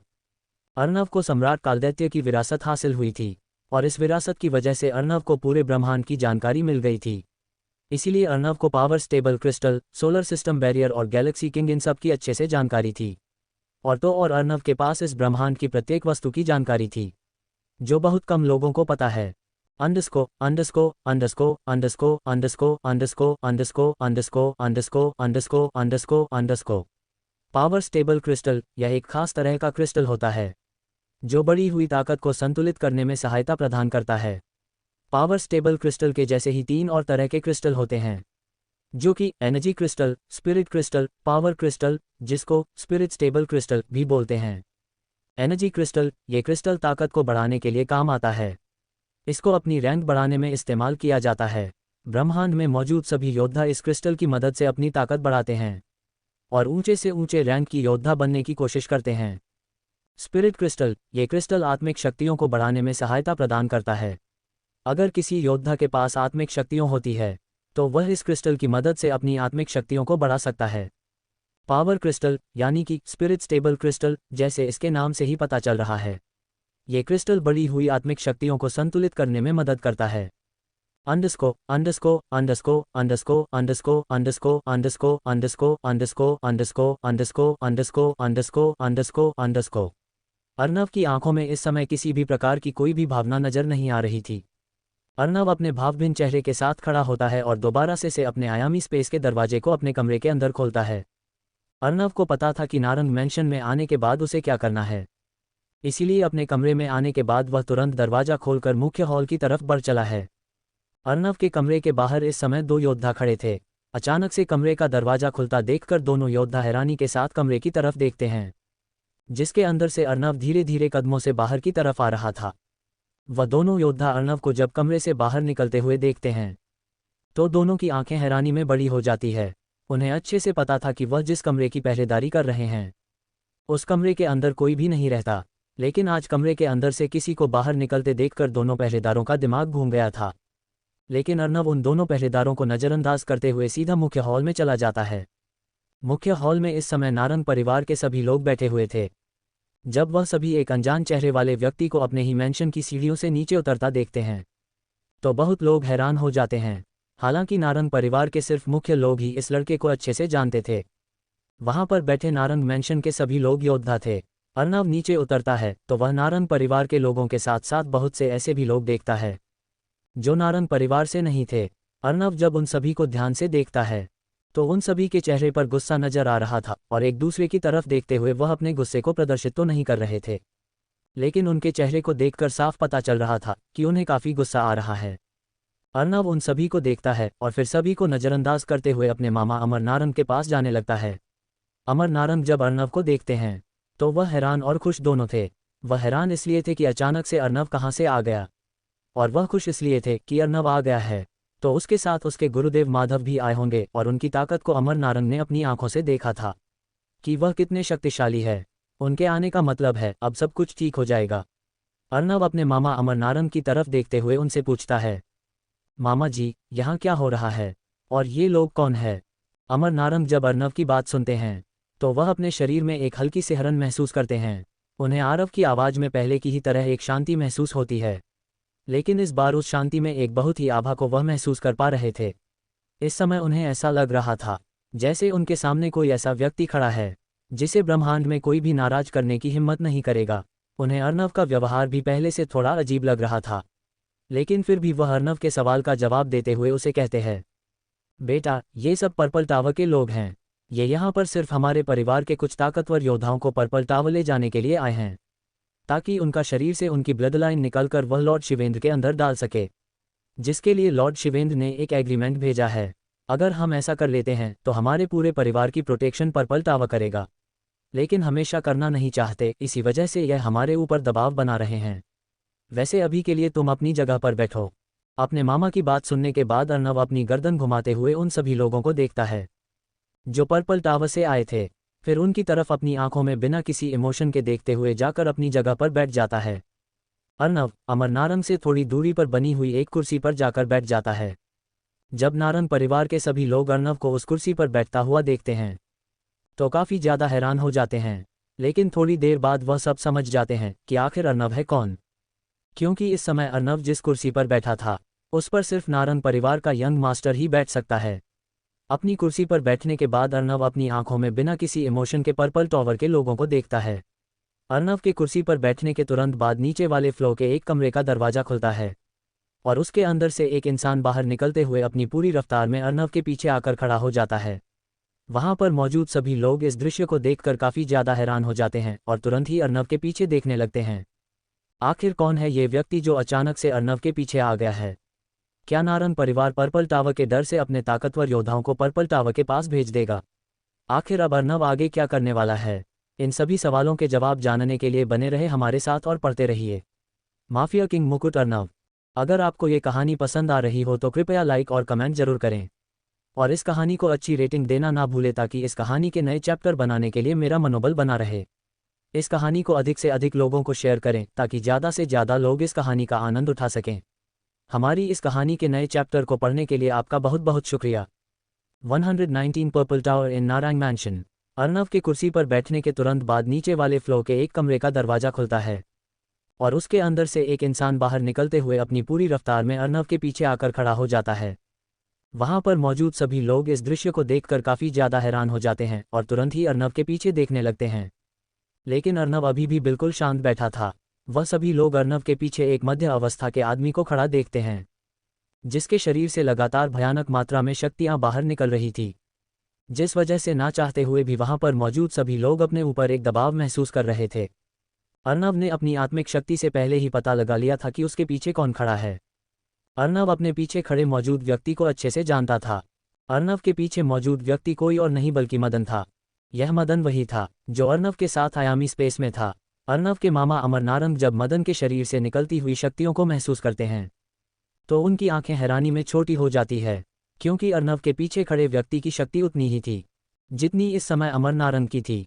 इस समय अमर नारंग और मदन दोनों ही एम्परर लेवल के एडवांस स्टेज पर थे। पर्पल टावर से आए व्यक्तियों की भी आंखों में अब मदन को देखकर हल्का डर नजर आ रहा था। मदन अपनी आत्मिक शक्तियों से अर्नव की शक्ति को जांचने की कोशिश करता है, लेकिन जब वह अर्नव की शक्तियों को देखने की कोशिश करता है तो वह अपनी आत्मिक शक्तियों से भी अर्नव की शक्ति को महसूस नहीं कर पा रहा था, जिस वजह से उसकी आंखें हैरानी में बड़ी हो जाती हैं, क्योंकि जब अर्नव उसे पहली बार मिला था तो अर्नव सिर्फ मोनाक लेवल का योद्धा था, लेकिन सिर्फ 1.5 साल में ही ऐसा क्या हुआ जिस वजह से आज एक एम्परर लेवल का योद्धा तक उसकी शक्तियों को महसूस नहीं कर पा रहा। अगर पर्पल टावर के लोगों को पता चल जाए कि वह जिस एम्परर लेवल के योद्धा को देखकर डर रहे हैं उससे कई गुना ज़्यादा खतरनाक वह कुर्सी पर बैठा लड़का है, लेकिन उनमें से किसी का भी ध्यान अर्नव पर नहीं गया था। बस उसके पीछे खड़े मदन को देखकर सभी की आंखों में हल्का डर नजर आ रहा था। पर्पल टावर के लोगों के साथ एक बुजुर्ग अवस्था का व्यक्ति भी था जो जब से आया था तब से अपनी आंखें बंद करके बैठा था, लेकिन अब वह बूढ़ा व्यक्ति अपनी आंखें खोलते हुए अर्नव को देखता है। वह बूढ़ा व्यक्ति जब अर्नव को देख रहा था तो अचानक से अर्नव अपनी आंखें घूमते हुए उस बूढ़े व्यक्ति को देखता है। उस बूढ़े व्यक्ति को देखने के बाद अर्नव अपनी दोनों आईब्रो ऊपर उठाते हुए हल्की स्माइल पास करता है, फिर वापस से अपने चेहरे पर वही सीरियस लुक लाकर बाकी सभी योद्धाओं को देखता है। वहां पर मौजूद बाकी सभी को देखने के बाद अर्नव अपनी आंखें बंद करके बैठ जाता है। अमर नारंग जब अर्नव को देखते हैं तो उन्हें भी काफ़ी अजीब लग रहा था। अर्नव ने अपनी शक्तियों को दबाने की पूरी कोशिश कर रखी थी, लेकिन फिर भी उसके शरीर से बहुत ही हल्की मात्रा में उसकी शक्तियां बाहर निकल रही थी, जो काफ़ी ज़्यादा रहस्यमयी और खतरनाक व भयानक लग रही थी। अगर कोई शांतचित्त होकर अर्नव की शक्तियों को महसूस करने की कोशिश करें तो उन्हें ऐसा लगेगा जैसे स्वयं यमराज उनके समक्ष बैठे हैं, क्योंकि अर्नव की शक्तियों में एक बहुत ही भयानक मौत व अंधेरे की आभा थी, और उसकी शक्तियों को महसूस कर ऐसा लग रहा था जैसे उसकी शक्तियां पल भर में उसके शरीर से निकलकर पूरे संसार को फैलाकर अपने आगोश में ले लेंगी। उस बूढ़े व्यक्ति की नज़र मदन पर जाने की जगह अर्नव पर जाकर ठहर गई थी। अर्नव के आने के बाद वहां का माहौल थोड़ा तनावपूर्ण हो गया था। इस समय पर्पल टावर से आए हुए लोगों की नज़र अर्नव और मदन के ऊपर ही ठहर गई थी। सभी को मुद्दे पर लाने के लिए अमर नारंग अपनी भारी आवाज में एक व्यक्ति की तरफ देखते हुए गंभीरता के साथ कहते हैं, मार्क, अब हमारा पर्पल टावर से किसी भी तरह का कोई भी संबंध नहीं है, इसीलिए अब तुम्हारे लिए बेहतर यही होगा कि चुपचाप हमारे नारंग मैंशन से निकल जाओ और हम भी भूल जाएंगे कि तुम हमारे नारंग मैंशन आए थे, वरना हमारा नारंग परिवार अंत तक जंग लड़ने के लिए तैयार है। यह मार्क नाम का व्यक्ति लगभग 35 से 40 वर्ष का व्यक्ति है। उसके सफ़ेद रंग के बाल थे, जिसकी उसने काफ़ी स्टाइलिश साइड कटिंग करवा रखी थी। उसने एक आर्मी ग्रीन कलर की एक लंबी जैकेट पहन रखी थी और उसके नीचे से ब्लैक टी शर्ट डाल रखी थी। उसने आर्मी ग्रीन कलर की पेंट के साथ साथ आर्मी शूज भी डाल रखे थे। उसकी कमर और दोनों जांघों पर 2 मेटल की बेल्ट बंधी हुई थी, जिसमें अनेकों प्रकार के कई छोटे छोटे हथियार थे। अमर नारंग की बात सुनने के बाद वह मार्क नाम का व्यक्ति अपनी आईब्रो ऊपर उठाकर अमर नारंग को घूरने लग जाता है। उसके चेहरे के हाव भाव इस समय काफ़ी ज़्यादा सीरियस हो गए थे। मार्क गुस्से में अपने अमेरिकन एक्सेंट के साथ हिंदी बोलते हुए अमर नारंग से कहता है, अमर नारंग, तुम सिर्फ इस छोटे से नारंग परिवार की ताकत से पर्पल टावर के खिलाफ हथियार उठाना चाहते हो। क्या तुम्हें मालूम भी है इसका अंजाम क्या होगा? तुम्हारा पूरा परिवार बर्बाद हो जाएगा। तुम्हारे परिवार को आगे बढ़ाने वाला एक भी वंश जिंदा नहीं बचेगा। तुम्हें अच्छे से मालूम है, जब पर्पल टावर अपनी पर आता है तो वह महिला, पुरुष, बच्चे, बुजुर्ग किसी को नहीं देखता। उस समय पर्पल टावर सिर्फ जान लेता है। इसलिए कुछ फैसला लेना हो तो अपने दिमाग को शांत करके लेना। मार्क की इस बात को सुनने के बाद नारंग परिवार के सभी लोगों की आंखों में गुस्सा नजर आ रहा था। वहीं पर्पल टावर से आए हुए लोगों के चेहरे पर एक घमंड भरी मुस्कान थी। मार्क की बात सुनकर अमर नारंग का चेहरा गुस्से से पूरा लाल हो गया था। इस समय उनकी दोनों आईब्रो सिकुड़ चुकी थी और उनकी चील जैसी निगाहें मार्क के शरीर को भेदने के लिए तैयार थी। अमर नारंग गुस्से में अपनी कुर्सी के दाएं हत्थे पर अपना हाथ मारते हैं, जिस वजह से वह हत्था टूटकर चकनाचूर हो जाता है। इधर मार्क की बातों ने अर्नव की आंखों में हल्की मूवमेंट कर दी थी और अगले ही पल अर्नव अपनी आंखें खोलकर मार्क की तरफ देखता है। अपनी आवाज़ में बिना किसी इमोशन के साथ अर्नव गंभीरता के साथ मार्क से कहता है, बातें ऊंची ऊंची लेकिन दर्शन छोटे। क्या तुम्हारे पर्पल टावर के सभी लोग ऐसे ही है? किसके आदेशों पर तुम यहाँ नारंग परिवार में आए हो? उस शिवेंद्र के आदेश पर। जाकर पूछना अपने लॉर्ड से 1 साल 4 महीने पहले उसका किससे सामने हुआ था। वह तो शुक्र मनाओ उस दिन मुझे कुछ जरूरी काम था, वरना उसी दिन तुम्हारे लॉर्ड की जीवन रेखा समाप्त हो जाती। चलो निकलो यहाँ से, तुम इस समय मेरे परिवार के अंदर बैठे हो, इसीलिए अभी तक जिंदा हो। अगर इन शब्दों का प्रयोग तुमने बाहर किया होता तो अब तक तुम्हें मौत से रूबरू करा देता। मेरे घर में हो इसीलिए तुम्हें मेहमान का दर्जा दे रहा हूँ और इसी कारण तुम्हें धमकी देकर छोड़ रहा हूँ। और हाँ, जाकर बता देना अपने उस लॉर्ड शिवेंद्र से, अगर उसने इस बार मैंने नारंग परिवार की तरफ अपनी नजरें उठाकर भी देखी तो उसके आगे पीछे ऊपर नीचे का सब कुछ खत्म कर डालूंगा और उसको वह मौत दूंगा जिसकी उसने उम्मीद नहीं की होगी। इसीलिए बेहतर यही होगा कि जिस पर्पल टावर की ताकत से तुम यहाँ पर आए थे, वह पर्पल टावर भी तुम्हारी जिंदगी की डोर को टूटने से नहीं रोक पाएगा। कुछ दिनों के मेहमान हो, चैन से जी लो। अगर मैं पर्पल टावर आ गया तो खून की नदियां बहा दूंगा और पर्पल टावर को शमशान में बदलकर लाशों का ढेर लगा दूंगा। अर्नव के कह गए हर एक शब्द में उसकी ताकत का गुरूर और उसके पद का एटीट्यूड साफ नजर आ रहा था। उसकी बातें सुनकर ऐसा लग रहा था जैसे अर्नव अपने दुश्मनों को एक चींटी के अलावा कुछ नहीं मानता। इधर नारंग परिवार के सभी लोग जब अपने यंग मास्टर को इस तरह से दबंग होते हुए पर्पल टावर को धमकाते देखते हैं तो उनके चेहरे पर इस समय घमंड का भाव नजर आ रहा था। वही अर्नव की आवाज में नहीं पता किस तरह की शक्ति या फिर जादू था, क्योंकि उसके शब्दों को सुनकर दुश्मनों को गुस्सा नहीं बल्कि सभी योद्धाओं को अपनी रीढ़ की हड्डी में ठंडक महसूस हो रही थी। हालांकि मार्क पर इसका कुछ ज्यादा प्रभाव नहीं पड़ा था, लेकिन फिर भी उसके दिल में भी अर्नव के प्रति हल्का खौफ नजर आ रहा था। वहीं अब तक बिल्कुल शांत बैठा वह बुजुर्ग अवस्था का आदमी अर्नव की आंखों में देखता है, और जब वह अर्नव की आंखों में देखता है तो उसे अर्नव की आंखों में मौत व घोर अंधेरे की आभा महसूस होती है, जिसे महसूस कर उस बुजुर्ग अवस्था के आदमी के रोंगटे खड़े हो जाते हैं। उस बुजुर्ग अवस्था के आदमी ने साधु संत के जैसे कपड़े पहन रखे थे। वह बुजुर्ग अवस्था का आदमी तुरंत मार्क का हाथ पकड़ते हुए धीमी आवाज में कहता है, मार्क इस समय हमें यहाँ से निकलना चाहिए। मार्क अपने साथ आए हुए उस बुजुर्ग अवस्था के आदमी की बात सुनकर काफी ज्यादा हैरान हो जाता है। उसे अर्नव की बात सुनकर काफी गुस्सा आ रहा था और वह अर्नव की बातों का मुंहतोड़ जवाब देना चाहता था, लेकिन पता नहीं क्यों उसके द्वारा लाया गया ये बुजुर्ग अवस्था का इंसान उसे जाने के लिए बोल रहा है। इसीलिए वह धीमी आवाज में उस बुजुर्ग अवस्था के आदमी से अपने अमेरिकन एक्सेंट में ही हिंदी बोलते हुए पूछता है, श्रेष्ठ नरेश, क्या आपने सुना नहीं ये लड़का क्या बक रहा है? मेरा तो मन कर रहा है इस लड़के को मैं अभी इसी वक्त यही जिंदा गाड़ दूं, और आप मुझे यहाँ से जाने के लिए बोल रहे हैं। क्या कहीं ऐसा तो नहीं इस लड़के की बात सुनकर आपको डर लग रहा है?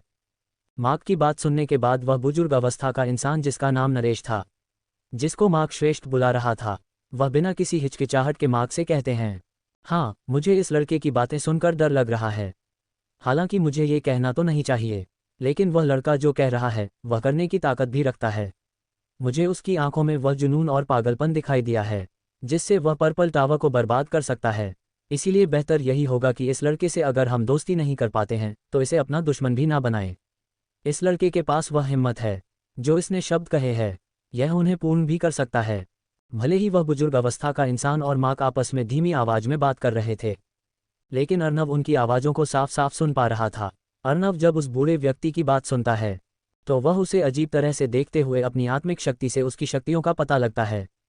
अर्नव की आत्मिक शक्तियां उस बूढ़े व्यक्ति के पास जाने के बाद धीरे धीरे कमजोर पड़ना शुरू हो गई थी, जिसे महसूस कर अर्नव की दोनों आंखें सिकुड़ जाती है। लेकिन वह बुजुर्ग अवस्था का इंसान भी तुरंत अर्नव की तरफ देखता है। इस समय उसके चेहरे पर हैरानी साफ नजर आ रही थी। अर्नव और वह बूढ़ा व्यक्ति जब एक दूसरे को देख रहे थे तो अचानक से सभी की नजरें उन दोनों पर जाकर ठहर जाती है। अगले ही पर वह बुजुर्ग इंसान अपने हाथ को हवा में लहराता है और एक अदृश्य शक्ति अर्नव के ऊपर हमला करने के लिए तेजी से उसकी तरफ बढ़ती है। उस बुजुर्ग व्यक्ति की आत्मिक शक्ति गहरी पीली हरी आभा के मध्य अवस्था में थी। अर्नव उस हमले को अपने ऊपर होते हुए महसूस कर लेता है, इसलिए अर्नव भी अपनी उन्नत अवस्था तक की आत्मिक शक्तियों का इस्तेमाल कर हमला कर देता है। किसी को भी कुछ समझ नहीं आ रहा था आखिर हो क्या रहा है, लेकिन अगले ही पल सभी को एक तेज हवा का झोंका महसूस होता है। कोई कुछ समझ पाता उससे पहले ही वहां पर हवा में एक तेज विस्फोट होता है, जिससे वहां पर बैठे सभी योद्धाओं की कुर्सियां हिल जाती हैं। लेकिन अगले ही पल सभी की नज़र एक व्यक्ति पर जाती है जो इस समय अपनी कुर्सी से गिर चुका था। यह कोई और नहीं बल्कि वही बुजुर्ग व्यक्ति था जिसने अपनी आत्मिक शक्ति से अर्नव के ऊपर हमला किया था। इस समय वह बुजुर्ग व्यक्ति जिसका नाम श्रेष्ठ नरेश था, वह अपनी कुर्सी पर से जमीन पर गिरा हुआ था और उसके मुंह के कोने से खून निकल रहा था। लेकिन इस समय श्रेष्ठ नरेश की आंखों में खौफ नजर आ रहा था, क्योंकि श्रेष्ठ नरेश को पता था कि उनकी आत्मिक शक्ति मध्य अवस्था में प्रवेश कर चुकी है, लेकिन सामने वाले ने उनके ऊपर उन्नत अवस्था की आत्मिक शक्ति के साथ हमला किया था। इसका मतलब सामने वाले के पास उनसे भी ज़्यादा खतरनाक आत्मिक शक्ति है। अर्नव अपने चेहरे पर बिना किसी इमोशन के श्रेष्ठ नरेश की तरफ देखते हुए कहता है, अपनी शक्तियों का प्रयोग तुम्हें वहां पर करना चाहिए जहां पर तुम अपनी शक्ति से वर्चस्व स्थापित कर सको, वहां पर नहीं जो तुम्हारी जीवन मृत्यु का फैसला करता हो। मैं चाहता तो तुम्हें यही की यही जान से मार देता, लेकिन मैंने ऐसा नहीं किया क्योंकि तुम मेरे घर में मेहमान बनकर आए हो। मैंने ये भूल जाने से पहले कि तुम मेरे मेहमान हो, जल्दी यहाँ से निकल जाओ, वरना तुम में से कोई भी यहाँ से जिंदा नहीं जा पाएगा। क्या श्रेष्ठ नरेश अर्नव की बात मानकर अपने साथियों को नारंग मैंशन से ले जाएंगे, या फिर अपने घमंड के चलते अपने सभी लोगों को यही मौत के भेंट चढ़ावा देंगे? इन सवालों के जवाब जानने के लिए बने रहे हमारे साथ और पढ़ते रहे माफिया किंग मुकुट Arnav. Chapter 120 Arnav God of death. अपनी शक्तियों का प्रयोग तुम्हें वहां पर करना चाहिए जहां पर तुम अपनी शक्ति से वर्चस्व स्थापित कर सको, वहां पर नहीं जो तुम्हारी जीवन मृत्यु का फैसला करता हो। मैं चाहता तो तुम्हें यही की यही जान से मार देता, लेकिन मैंने ऐसा नहीं किया क्योंकि तुम मेरे घर में मेहमान बनकर आए हो। मेरे ये भूल जाने से पहले कि तुम मेरे मेहमान हो, जल्दी यहाँ से निकल जाओ, वरना तुम में से कोई भी यहाँ से जिंदा नहीं जा पाएगा।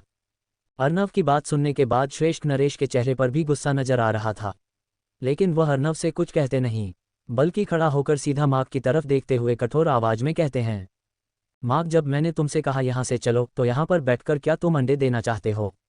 तुम्हें एक बार मेरी बात समझ में नहीं आती? और रही बात हमारी बेइज्जती का बदला, तो हम इस नारंग परिवार से सुध समेत लेंगे। मार्क से इतना कहने के बाद श्रेष्ठ नरेश गुस्से में अर्नव की तरफ देखते हैं और उंगली करते हुए अर्नव से कहते हैं, लड़के, तू मुझसे ताकत में थोड़ा ज़्यादा क्या है?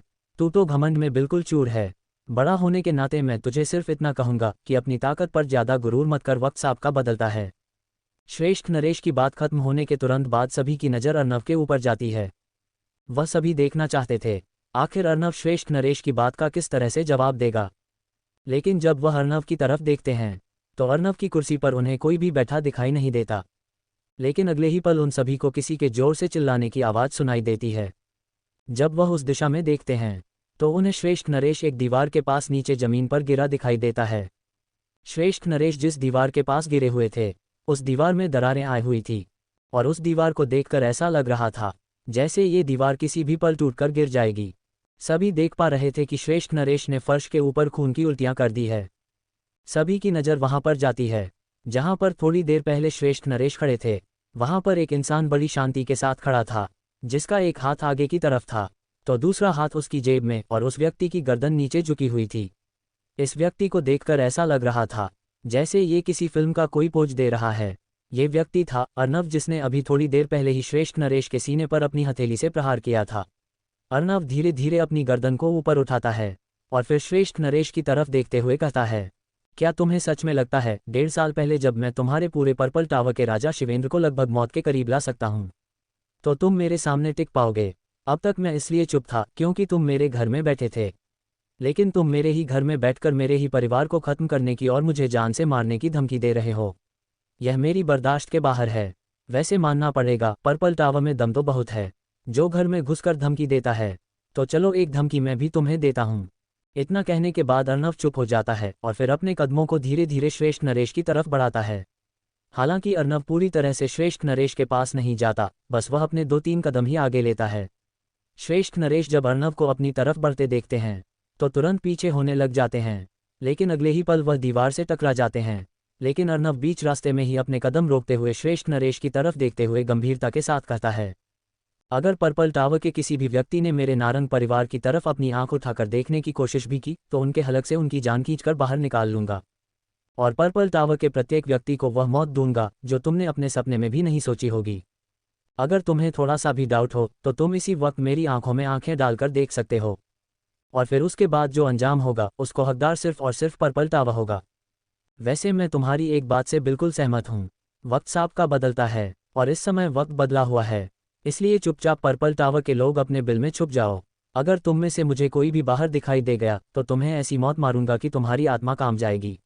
अब अंतिम और आखिरी बार इज्जत के साथ कह रहा हूँ, चुपचाप अब यहाँ से निकल जाओ, और हो जाते समय अपनी गर्दन नीचे रखना।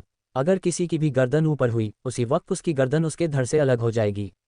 अर्नव जब ये सब कह रहा था तो उसके शरीर से बहुत ही आराम से और बहुत ही कम मात्रा में कालदैत्य की आभा निकल रही थी, जिस वजह से वहां का माहौल काफ़ी ज़्यादा खतरनाक हो गया था और चारों तरफ सिर्फ और सिर्फ मौत महसूस हो रही थी। हालांकि किसी को भी नहीं पता था अचानक से यहाँ पर इस तरह का परिवर्तन कैसे आया, लेकिन सभी इतना जानते थे ये सब सिर्फ और सिर्फ अर्नव की वजह से हो रहा है। इस समय पर्पल टावर के लोगों की आंखों में खौफ नजर आ रहा था। वह बस अपने मन में यही सोच रहे थे, अगर किसी व्यक्ति के बोलने मात्र से ही इस तरह का माहौल बन गया है, तो अगर वह इंसान अपने हाथों में हथियार उठा लेगा तो वह मौत का कौन सा मंजर दिखाएगा। उन सभी के मन के सिर्फ इस एक विचार ने उन सभी की रीढ़ की हड्डी में ठंडक पैदा कर दी थी। श्रेष्ठ नरेश अपने सभी आदमियों को लेकर वहां से जाने लगते हैं। उन सभी के जाते वक्त गर्दन नीचे झुकी हुई थी, लेकिन अचानक मार्क अपनी गर्दन ऊपर उठकर पीछे की तरफ देखा है। उसकी आंखों में इस समय काफी ज्यादा आक्रोश नजर आ रहा था। मार्क कुछ कहने के लिए अपना मुंह खोलते ही है कि तभी सभी को एक तेज हवा का झोंका महसूस होता है। मार्क को ऐसा लगता है जैसे उसके बगल से कोई व्यक्ति होकर गुजरा है। अगले ही पल मार्क की आंखों में जो आक्रोश नजर आ रहा था, वह अगले ही पल एक गहरा सन्नाटा ले लेती है। मार्क की गर्दन के चारों तरफ एक बाल के जितना पतला निशान बना हुआ था, जिसके अंदर से अचानक से खून निकलना शुरू हो जाता है। कोई कुछ समझ पाता उससे पहले ही मार्क की गर्दन किसी बोल की तरह लुढ़कते हुए उसके शरीर से नीचे गिर जाती है। धम, उद्धरण चिन्ह। धम की आवाज के साथ सभी का ध्यान मार्क की गर्दन पर जाता है। जब सभी लोग मार्क की गर्दन को देखते हैं तो सभी लोगों की रीढ़ की हड्डी में ठंडक फैल जाती है, क्योंकि मार्क की गर्दन ऐसे कटी हुई थी जैसे स्केल से नाप लेकर काटी गई हो। उसकी कटी हुई गर्दन के ऊपर 1 मिलीमीटर तक का फर्क नहीं था। अगले ही पल उन सभी को एक धड़ाम की भी आवाज सुनाई देती है। धड़ाम, उद्धरण चिन्ह। इस आवाज को सुनकर किसी को भी ये बताने की जरूरत नहीं थी आखिर ये किसकी आवाज होगी। यह आवाज मार्क के शरीर के जमीन पर गिरने की थी, जिसकी कटी हुई गर्दन के अंदर से पानी की तरह खून निकल रहा था। अचानक से सभी की नज़र मार्क के खून से हटकर उस व्यक्ति पर जाती है जिसने ये कार्य किया था, इसलिए मार्क को इतनी आसानी से मार दिया था। वह इंसान मार्क के खड़े होने वाली जगह के 1 मीटर आगे था। यह अर्नव था, उंगली जिसके बाएं हाथ के सबसे छोटी वाली उंगली यानी कि बाईं तरफ से एक खून की बूंद नीचे गिरती है। वहां पर इस तरह का सन्नाटा था कि उस खून की बूंद के जमीन पर गिरने से वहां पर शोर हो जाता है। उस खून की बूंद के जमीन पर गिरने के बाद सभी को एक इमोशनलेस आवाज सुनाई देती है। क्या तुम्हें ऐसा लग रहा था कि मैं अपने कहे गए शब्दों से पीछे हटूंगा? क्या तुम मेरी परीक्षा ले रहे थे? हाँ, स्माइल विद हॉर्न्स, तुम इतने ताकतवर नहीं हो जो मेरी परीक्षा ले सको। खैर, नर्क में जाकर यमराज से कहना तुम अकाल मृत्यु मरे हो। क्या पता तुम्हें वह अगला जन्म दे दे, लेकिन पहले ही बता रहा हूं अगले जन्म में मेरे जैसे व्यक्ति से मत उलझना, वरना अगली बार तुम्हें इतनी आसान मौत नहीं दूंगा। मार्क के मारे जाने की वजह से पर्पल टावर के सभी लोगों को काफी गुस्सा आ रहा था, लेकिन उन सभी में इतनी ताकत नहीं थी कि वह अर्नव के खिलाफ कुछ भी कह सके। उन सभी के मन में अर्नव के प्रति जो डर था वह अब एक प्रचंड रूप ले चुका था। उन सभी को ऐसा लग रहा था जैसे अर्नव एक चलती फिरती मौत है, जो मौत को अपने साथ लेकर चलता है। लेकिन उन सभी को डर सिर्फ इस बात से लग रहा था कि अर्नव ने बिना किसी हथियार के सिर्फ अपने बाएं हाथ का इस्तेमाल करते हुए मार्क की गर्दन को तलवार के वार की तरह अलग कर दिया था। उन सभी को विश्वास हो गया था कि अगर इस व्यक्ति के हाथ में अगर हथियार दे दिया जाए तो यह इंसान मौत का देवता बन सकता है। वह सभी बस यही सोच रहे थे कि आखिर यह इंसान इतना बेरहम कैसे हो सकता है। जहां पर यह सभी लोग ये सोच रहे थे, वही नारंग परिवार के 2 लोग ऐसे थे जिन्होंने इस हत्याकांड को बारीकी से देखा था। हालांकि हुआ कुछ ऐसा था, जैसे ही मार्क ने अपनी गर्दन उठाकर पीछे की तरफ देखा तो अचानक से अर्नव अपनी जगह से खड़ा हो गया था और अपनी रफ्तार से सीधा मार्क के ऊपर हमला कर दिया था। और जैसे ही अर्नव मार्क के पास पहुंचता है तो उसके हाथ से अचानक से एक लाल रंग की रोशनी निकलती है, और उस लाल रंग की रोशनी के साथ साथ अर्नव के हाथ के अंदर से एक काले रंग की गैस उस लाल रोशनी को ढक लेती है। और इसके बाद अर्नव का हाथ धारदार तलवार बन जाता है और फिर किसी मक्खन की तरह मार्क की गर्दन के आर पार हो जाता है। लेकिन सबसे भयानक बात यह थी कि मार्क की गर्दन काटते वक्त मार्क को इस बात का बिल्कुल भी एहसास नहीं हुआ था। गर्दन काटने के बावजूद भी उसकी गर्दन उसके शरीर के ऊपर ही टिकी रही। इस दृश्य को देखने वाले कोई और नहीं बल्कि नारंग परिवार के फैमिली हेड यानी अर्नव के बड़े मामा अमर नारंग थे। हालांकि दूसरा व्यक्ति नारंग परिवार से नहीं था, लेकिन वह अर्नव के साथ था। वह कोई और नहीं बल्कि मदन था, जिसने इस दृश्य को देखा था। जब वह दोनों भी इस दृश्य को देखते हैं तो उनकी भी आंखें फटी की फटी रह गई थी। हालांकि उन्हें पता था कि अर्नव पहले से भी ज़्यादा ताकतवर हो गया है, लेकिन उन्हें इस बात का बिल्कुल भी अंदाजा नहीं था कि अर्नव इतना ज़्यादा ताकतवर हो गया है कि वह एक मोनाक लेवल के योद्धा को बिना किसी हथियार के इतनी आसानी से जान से मार देगा। इस तरह की ताकत के बारे में तो उन्होंने आज से पहले कभी भी नहीं सुना था। हालांकि मार्क को मारने के बाद अर्नव की आंखों में किसी भी तरह का कोई भी इमोशन नहीं था। अपने सामने पर्पल टावर के एक व्यक्ति को इस तरह से बेरहमी से मरता देखकर श्रेष्ठ नरेश को काफ़ी गुस्सा तो आता है, लेकिन उन्हें पता था कि वह कुछ नहीं कर सकते। इसी कारण से वह अपने जाड़ पीसते हुए अर्नव से कहते हैं, यंग मास्टर, अगर आपने यह मौत का खेल खेल लिया हो तो क्या हम अपने साथी की लाश को यहाँ से लेकर जा सकते हैं। हालांकि जब वह ये सब कह रहे थे तो उनकी आवाज़ से महसूस हो रहा था कि उन्हें काफ़ी ज़्यादा गुस्सा आ रहा है, लेकिन फिर भी अर्नव उनको इस तरह से नज़रअंदाज करता है जैसे उसके कान के पास कोई मच्छर भिनभिना रहा है। लेकिन अर्नव श्रेष्ठ नरेश की बात सुनने के बाद मार्क के शरीर को देखता है, और मार्क के शरीर को देखते हुए अर्नव अपनी आवाज़ में बिना किसी इमोशन के कहता है, इसका शरीर मेरे लिए किसी काम का नहीं है, लेकिन यह शायद मेरे साथी के लिए काम का हो सकता है। अर्नव की बात वहाँ पर मौजूद सभी लोग अच्छे से सुन पा रहे थे, लेकिन उनमें से किसी को नहीं पता था कि अर्नव किसी साथी की बात कर रहा है। लेकिन अगले ही पल वह सभी जो देखते हैं उसे देखकर तो सभी के रोंगटे खड़े हो जाते हैं, क्योंकि इतना कहने की अगले ही पल अर्नव अपने बाएं हाथ को आगे कर देता है। उसके ऐसा करने के अगले ही पल उसके हाथ में मौजूद एक लाल काले रंग के सांप के जैसा ब्रेसलेट खुल जाता है। हालांकि वह किसी तरह का कोई ब्रेसलेट नहीं था, बल्कि एक अल्साफ था। और उन सभी को ये बात जब समझ में आई जब उस ब्रेसलेट के खुलने के बाद उस ब्रेसलेट का आकार बड़ा होता है, तो एक तेज फुफकार के साथ वह मार्क की बॉडी को बेरहमी भरी नज़रों से देखता है। वह सांप लगभग 20 फीट लंबा और 1 फुट मोटा था। वह सांप अपनी चमकती हरी आंखों से मार्क के शरीर को देखता है और तुरंत अपना बड़ा सा मुंह खोलकर एक ही झटके में मार्क की गर्दन को निगल जाता है। इस सांप की प्रजाति देखी जाए तो यह एक वाइपर स्नैक था, जिसकी 6 इंच लंबे नुकीले धारदार दांत किसी की भी हड्डी को तोड़ने के लिए पर्याप्त मजबूत थे। मार्क की गर्दन को निगलने के बाद वह सांप, जिसका नाम अर्नव में लिटिल रेड रखा था, वह बिना गर्दन के मार्क के शरीर के ऊपर कुंडली मारने लग जाता है। जब वह सांप मार्क के शरीर को अपने पूरे शरीर से बींच लेता है तो धीरे धीरे करके वह अपने शरीर को टाइट करता चला जाता है। इसे देखकर ऐसा लग रहा था जैसे किसी सांप ने किसी व्यक्ति को अपने नागपाश में बांध रखा है। बहुत से लोग तो इस दृश्य को देखकर बेहोश होना शुरू हो गए थे। उनमें से अगर कोई सबसे ज़्यादा शांत था तो वह सिर्फ मदन था, क्योंकि मदन ने पहले भी आयामी स्पेस में इस खूंखार सांप को देख रखा था। अचानक से सभी को एक एक करके किसी की हड्डियों के टूटने की आवाज़ सुनाई देने लग जाती है। क्या अर्नव की इस तरह की बेरहमी देखकर पर्पल टावर दोबारा से नारंग परिवार के ऊपर हमला नहीं करेगा? क्या होगा जब लॉर्ड शिवेंद्र को पता चलेगा कि अर्नव वही इंसान है जिसने 1 साल 4 महीने पहले उसकी हालत बुरी कर दी थी? आपका साथ ही हमारी कहानियों की जान है। नई और रोमांचक कहानियों के लिए एम स्टोरी को सब्सक्राइब करें। जल्द मिलेंगे एक नई कहानी के साथ।